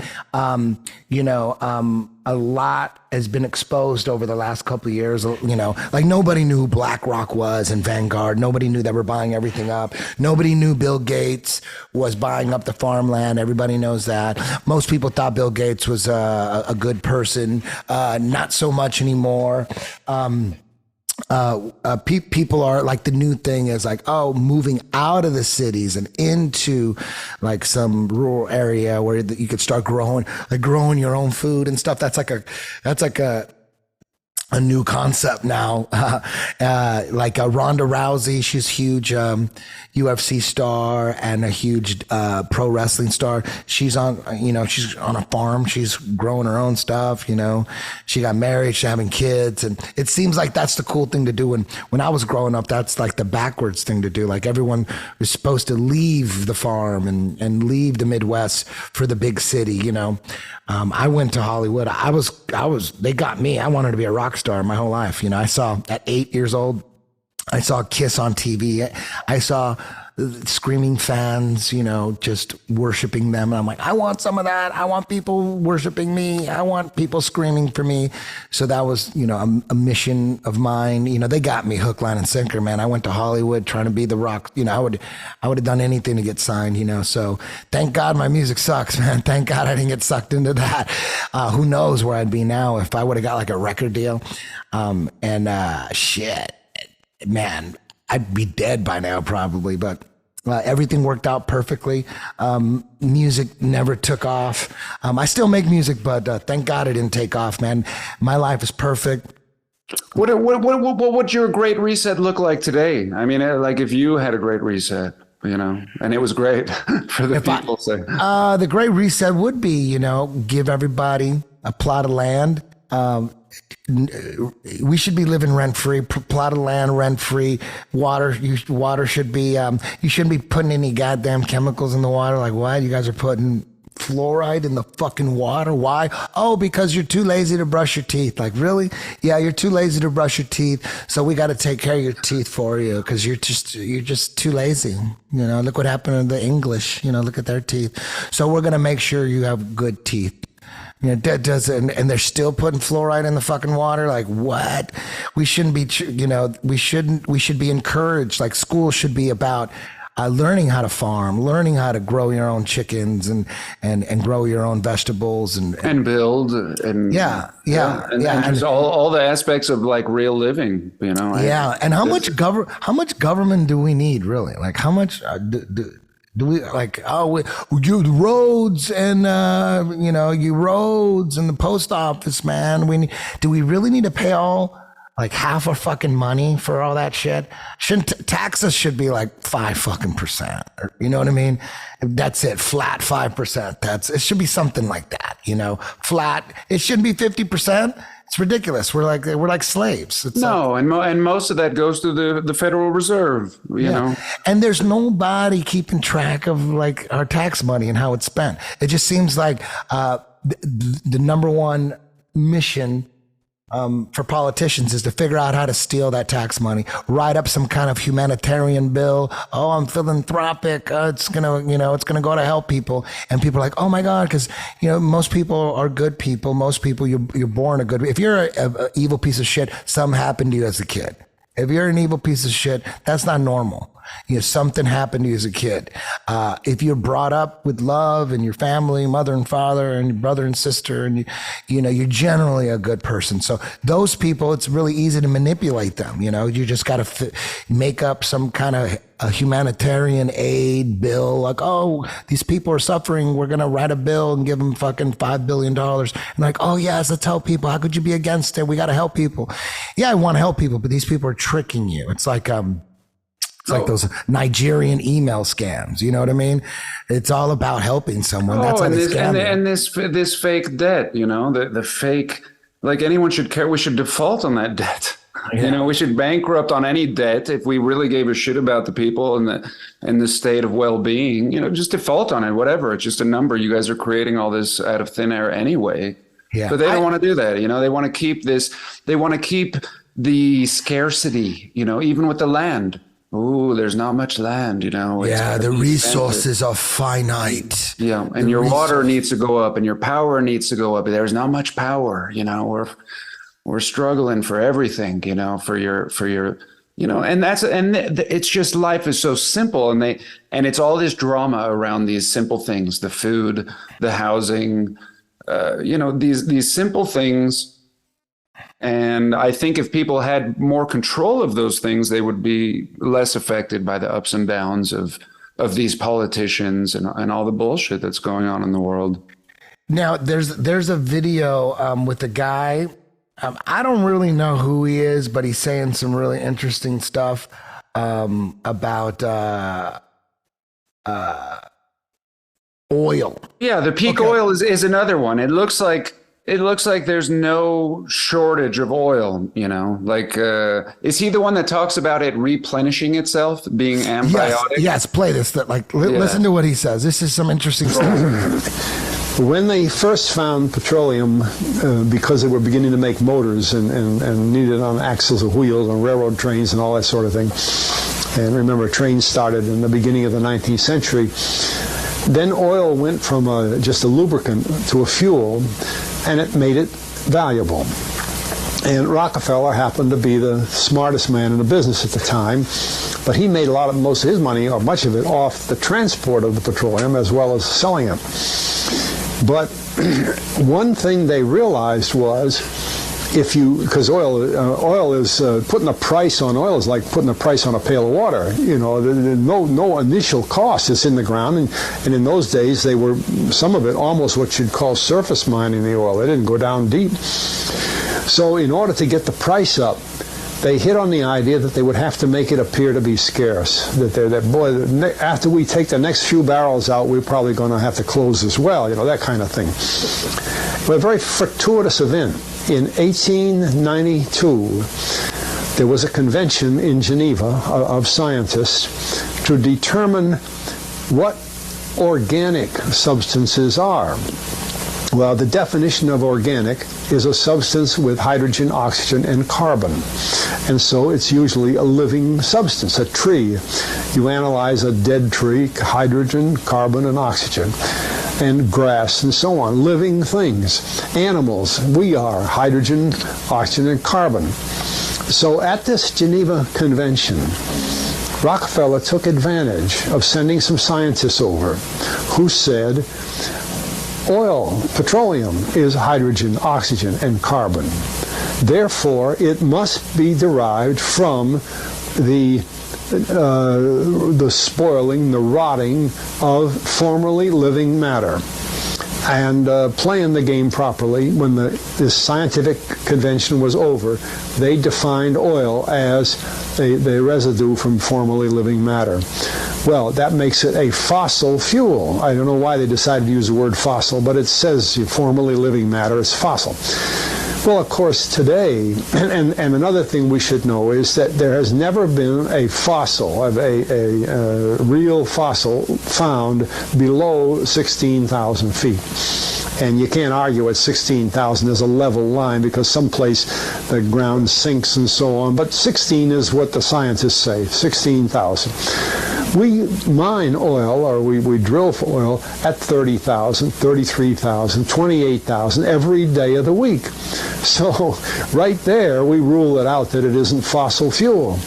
It's called fossil fuel for the minds of the public to feel that it is an asset that is running out, being depleted. We talk about depletion allowance, which is a lot of, and actually, if you know the world's oil supply, you know that it is not going to run out for an awfully long time. It is the second most prevalent liquid on Earth. And we haven't begun to dig. Well, with all that background, you see, the people in charge of the petroleum business, for perfectly reasonable business things, like any other man in the business, wants to keep his price as high as he can get away with. And the way to do is just say, well, there's no more. The last barrel is going to cost $1,000, and then it's all done. And they preach that stuff. What bothers me is that in geology books, it's in there. The geologists say it's a fossil fuel. They've been bought. I mean, I went to a 4-year federal staff energy seminar run by the government of the United States during the so-called energy crisis. I was the participant that represented the railroad industry. The airline industry was there. Every AA, administrative assistant of senators and congressmen, was there. The CIA was there. The Defense Department was there. The State Department was there. Sometimes sitting right in front of me in the row would be Henry Kissinger with his friend, the head of Department of Defense. That's too bad. I can't put the names with them. But anyway, people like that, top men in the government, sitting there listening to the federal staff energy seminar. Well, what this was doing is for 4 years, they were teaching a propaganda line to the leading people in this country, and therefore to the leading people in the world, when you include the Schlesingers, Kissinger and Schlesinger, among others. And the object of it was, as Kissinger used in his own terms when it was time for him to speak, to create a world price for oil. In other words, not 30 cents a gallon here and 90 cents a gallon there, but let's get a world price. That's their goal, and they're trying to do that for wheat and everything else. We don't realize what the controls are, whether it's oil or some of these other things. Almost everything today is being categorized at the highest price they can possibly make it go. And so calling petroleum a fossil fuel is the basis for this system with respect to petroleum. Nice. And I don't know if the name Arthur Kantrowitz rings any bell. Arthur Kantrowitz is the head of the Kantrowitz Labs, set up by the Avco company near Boston, Scientific Laboratories, and a great man in the scientific world. And Kantrowitz and I were sitting at a table at this seminar once, and the table happened to be all young college grad, PhD geologists. And so just to get a conversation started, I turned to Kantrowitz and I said, Arthur, what do you think about this foolishness of these speakers talking about fossil fuel? And it was kind of put up. He started laughing. He said, that gets me. He says, I don't have a geology degree, but he had 1,000 other degrees. And he said, I don't understand. He said, you'd think that these heads, these other fellows at the table, we did it on purpose, start listening, And he asked, he said, are you gentlemen? He says, you're here at the meeting. Are you gentlemen by any chance geologists? And one fellow, yes, I am. And the other, he said, well, why don't you tell me? He said, why is oil? And he went on like that. We brought the house down because nobody could argue with Kantrowitz. He like Einstein. People aren't going to. And he told him right there. He said, just drop it. But it's in all the books and in all the papers. But it started from that strange meeting in 1892, a scientific convention. I have a big, thick scientific encyclopedia put out by the Divan Ostrand Company that's about 15 years old now, but it has the whole story of the conference. It doesn't have the Rockefeller part, but it has the whole story of how they straightened out organic chemicals and how it was all figured, and they've got petroleum right in there. Oh, what do you think about that, John? Yeah, I absolutely agree. I think did it seem like a guy who was just like he's like it seemed like a deathbed confessional, kind of like he's just laying it all out, right? Like he was. He was like he was like in the mix with those guys, and he's like just, you know. I know. I love those. I mean, thank God for those kind of people, and we get them in every field. Maybe not architecture, at least that I know of. I mean, to some extent, yes. To some extent, we do. But yes, I think he's absolutely right. And in my research, I think the mud flood ties into oil. It's kind of, it's kind of gross, but yes, I mean, after the reset, we're seeing all that matter, all that life. The difference is, even he was saying that it's ridiculous to call it, dinosaur or fossil. Yeah. And this kind of work that we're talking about today, it's like this oil is very recent, is what I'm saying. Even the woolly mammoth, is found with grass in the stomach, still very recent, and there's also layers of snow underneath mud when they find those woolly mammoths. Like, it's just very recent. And so oil might be the same thing. I think, it's they want to tell us, oh, it's very scarce and it's from, millions dinosaurs. And millions of years ago. Yeah. And actually, I was raised to think it came from dinosaurs this whole time. There's a gas station. There's a bunch of them. Sinclair. Yes, Sinclair. It's a big ass brontosaurus. Yeah. Fucking brontosaurus. Yeah. Oh, man. And really it should be like, it should show like civilization, Man, before we go, a couple things I want to touch on real quick. And we're going to do this again, man. There's so much to go over. Oh, but we didn't land on the moon, right? No. Okay, I'm just making sure. Do you believe we're on some kind of flat realm? Yeah. Oh, yeah. I mean, when did you figure that out? Take me through that real quick. Like, was it an Eric Dubé video or before that? Yeah, it was around that time. I mean, it was when we all started, getting into it.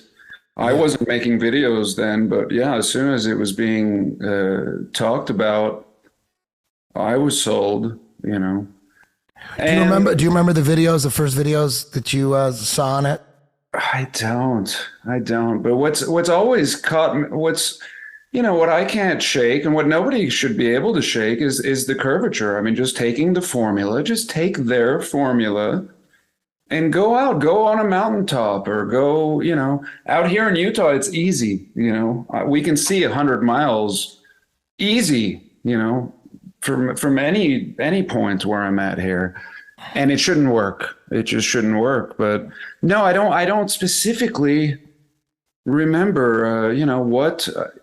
And that's the way I am when I'm watching something. I'm just watching like tons of material at once, just kind of, consuming it all. There's we'll watch like just a minute of this. What about Buzz? Buzz Aldrin has been coming out with a lot of. I feel like he's trying his best. He's on, he's at that point, I think, where he doesn't give a shit.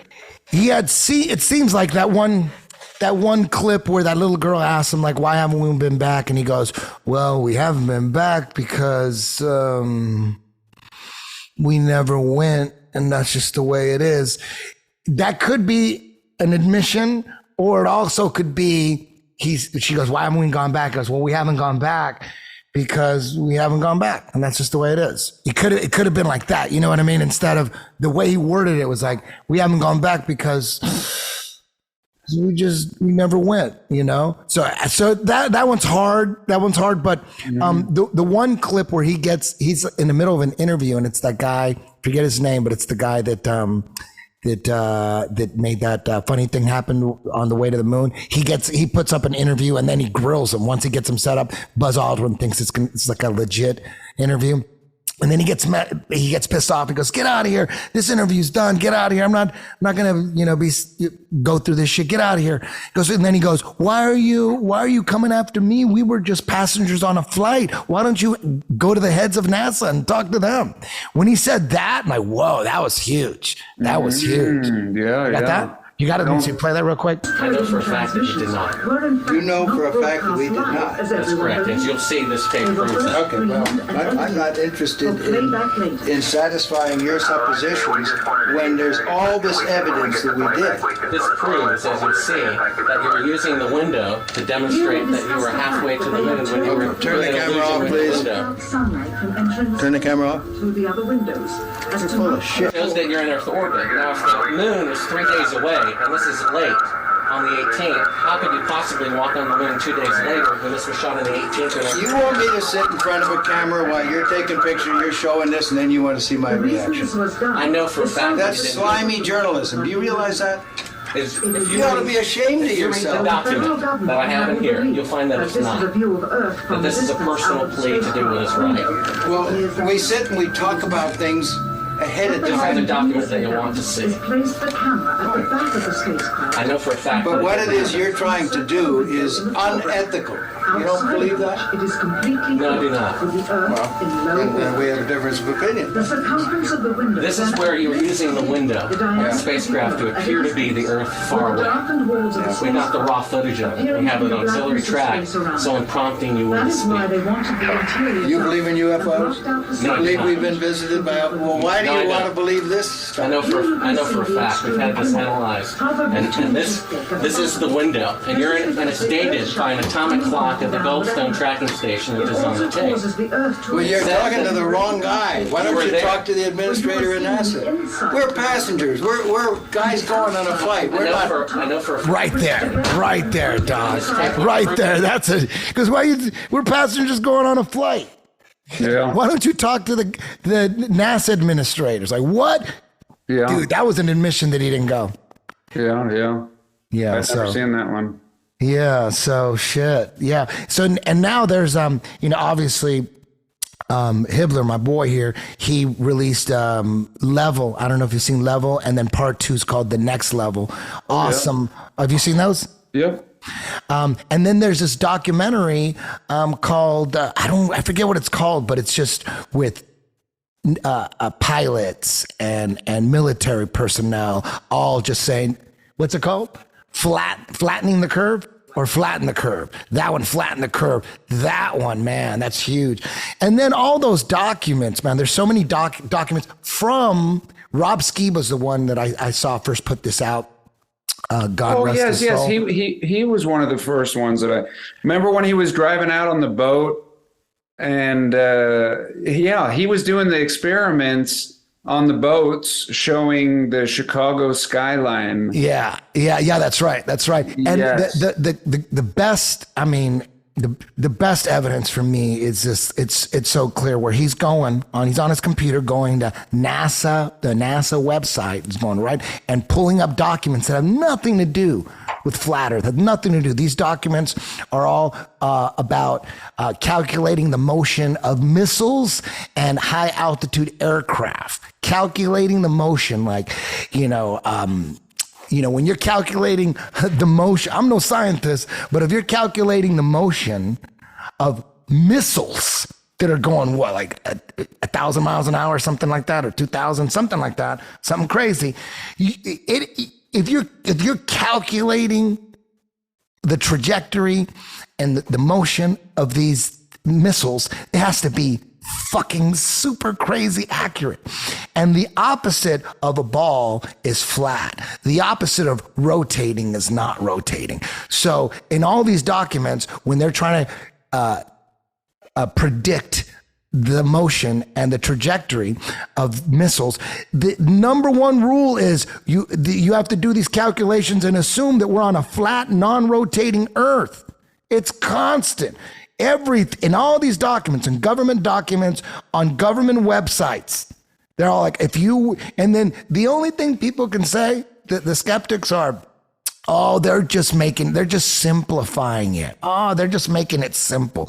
Simplifying it? These guys are rocket scientists. They don't need to simplify it. You guys have documents up there like, let's make it easy. You can't simplify calculating the motion of a missile. It has to be precise. Otherwise, what's the use? If it's not gonna be I mean, precise? it would be different if you're going. I mean, it's the same with flights, right? There should be a difference if you're flying east or west. There should be a difference in time if the Earth is really spinning. I mean, come on. How is that not clear to people? Yeah. At what point do you send a helicopter? Let's just say, at what point could it just hover and arrive to its destination? At what point? Well, then they say, well, the atmosphere rotates with the Earth, but that's bullshit because you can look at clouds. Clouds aren't clouds are going all sorts of different directions. The wind is going in all sorts of different directions. How come the wind and the clouds aren't rotating with the fucking ball, you idiot? You know what I mean? That's common sense.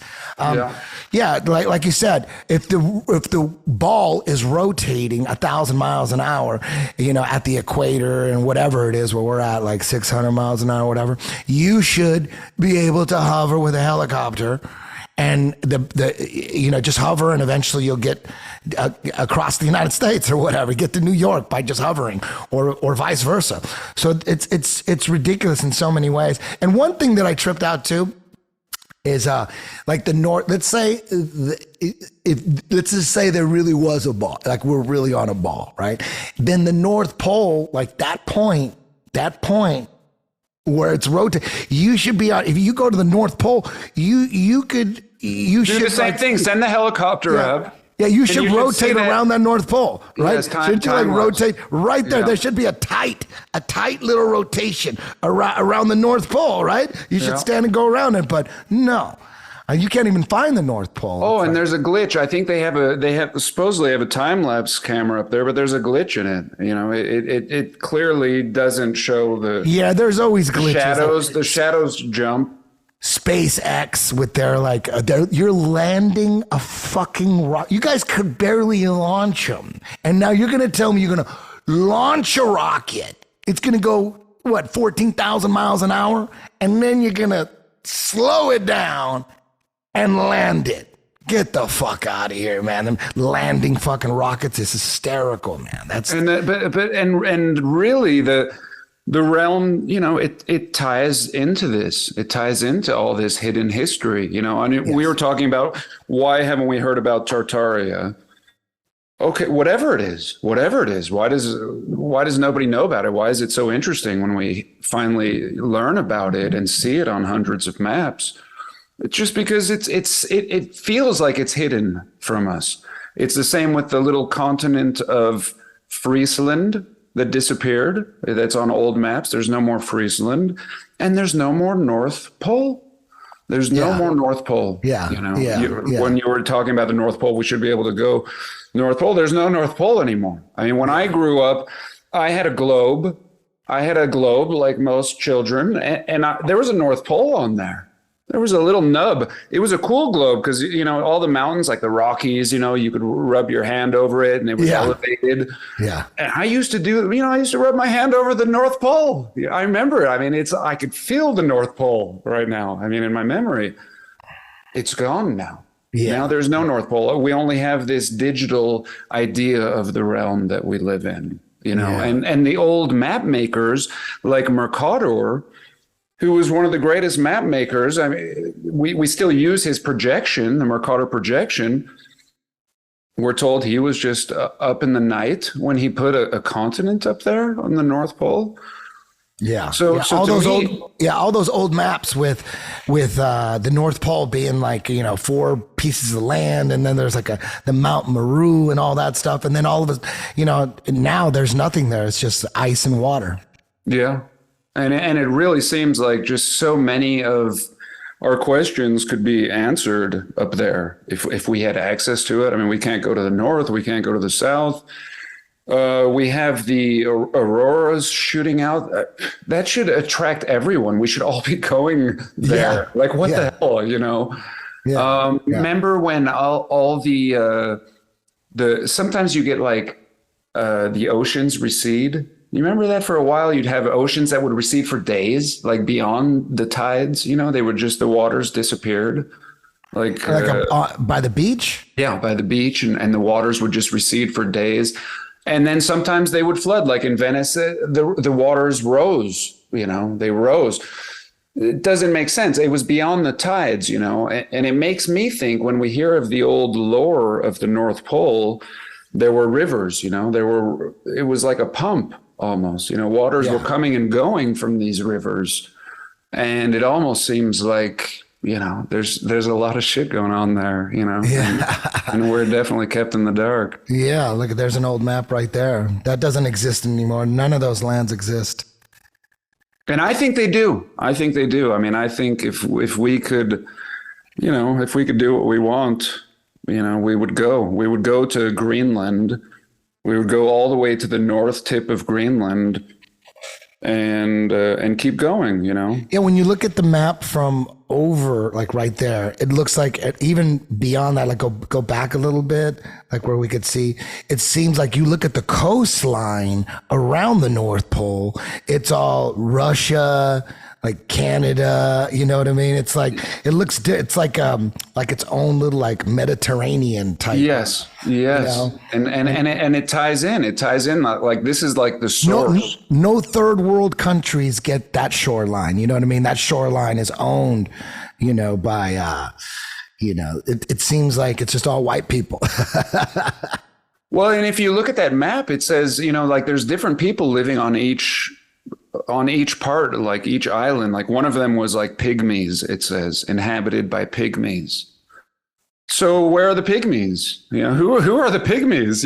It says it on the map. Again, was Mercator just full of shit? Was he just inventing all this? I don't think so. I mean, he wrote pygmies on that map, like inhabited by pygmies on this island. Play that Justin Trudeau little thing. Like, have you heard that where Justin Trudeau talks about how he, like his dad showed him what the North Pole was about, and he says some crazy shit here. No. What? Yeah, listen to Justin Trudeau. I went on my first official trip. I was going with my father and my grandpa Sinclair up to the North Pole.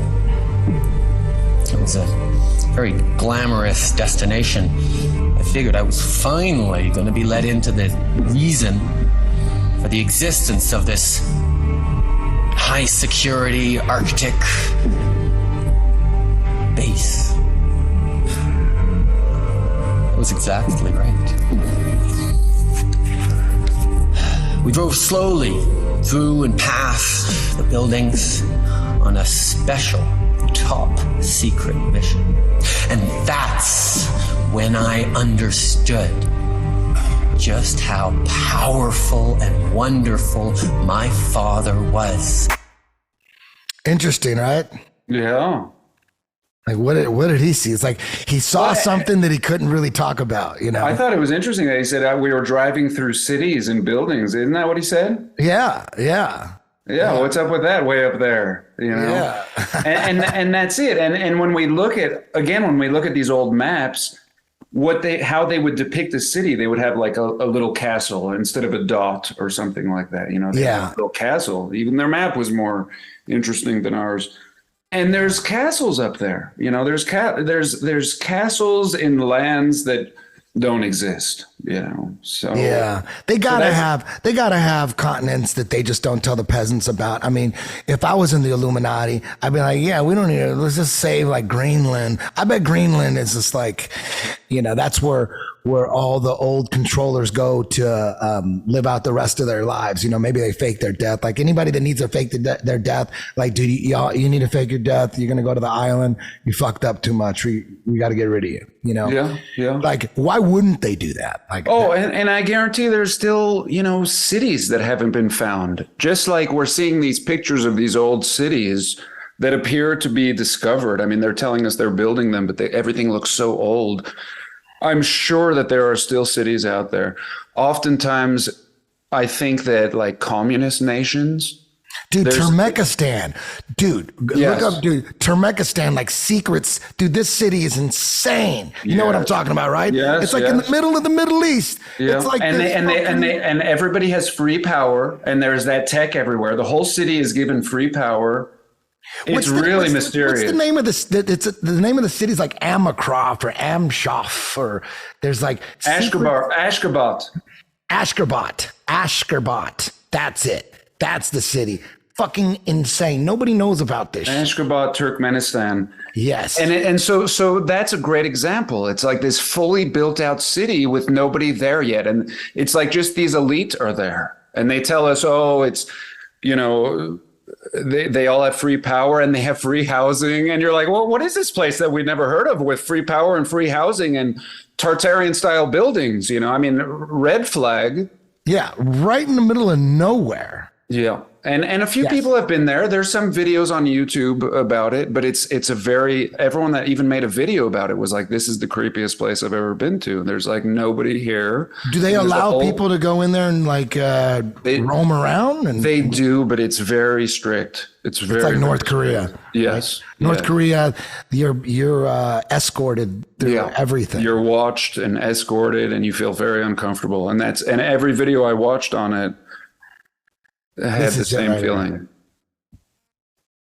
This is, oh, there it is. Yep. Oh, look, they got some dude walking.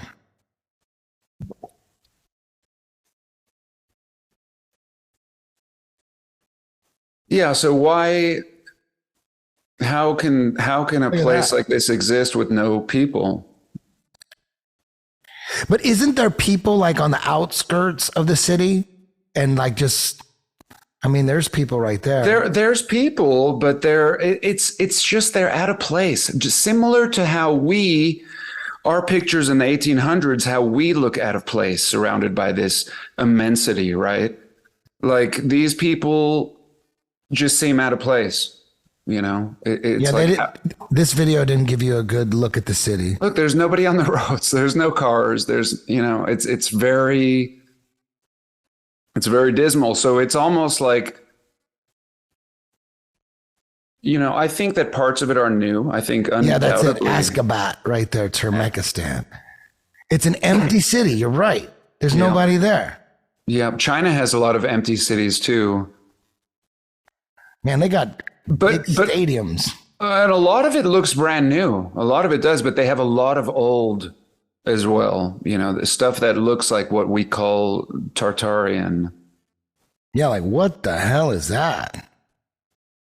That's like an amusement. That was like a ride or something. Look at that right there. And the lighting and at night the whole place is lit up. And again, it's free. It's supposed to have free energy.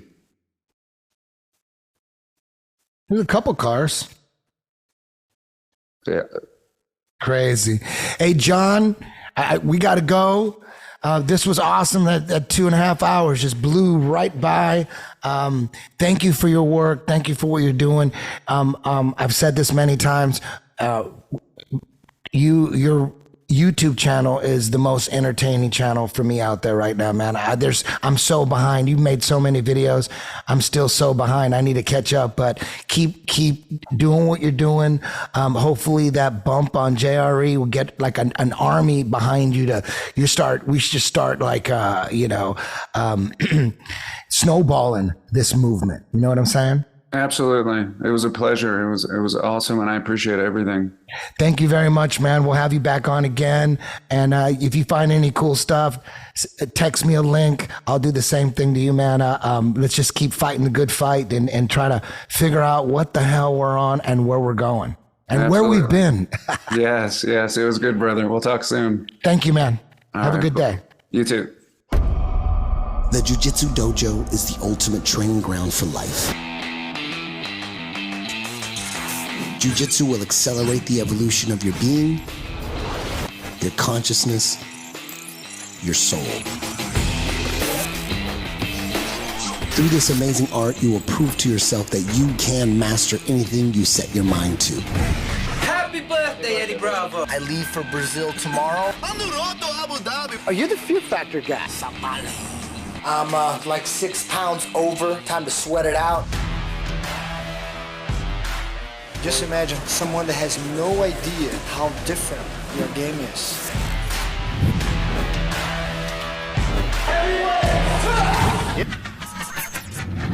I'll I'll tell you what this weekend was, man. It was a culmination point where all your hard work comes to like one great moment in time. You showed that you're a fucking champion, guy who goes against convention. You created your own shit and figured interesting ways to get around problems in jiu-jitsu.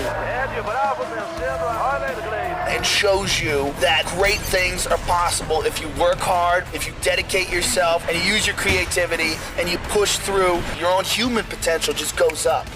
My 10th Planet Association has grown rapidly to over 70 academies worldwide, and their curriculums are all synced to 10th Planet headquarters located in downtown Los Angeles. I'm Eddie Bravo. I hope to see you on the mats. You can tell it's real because it looks so fake.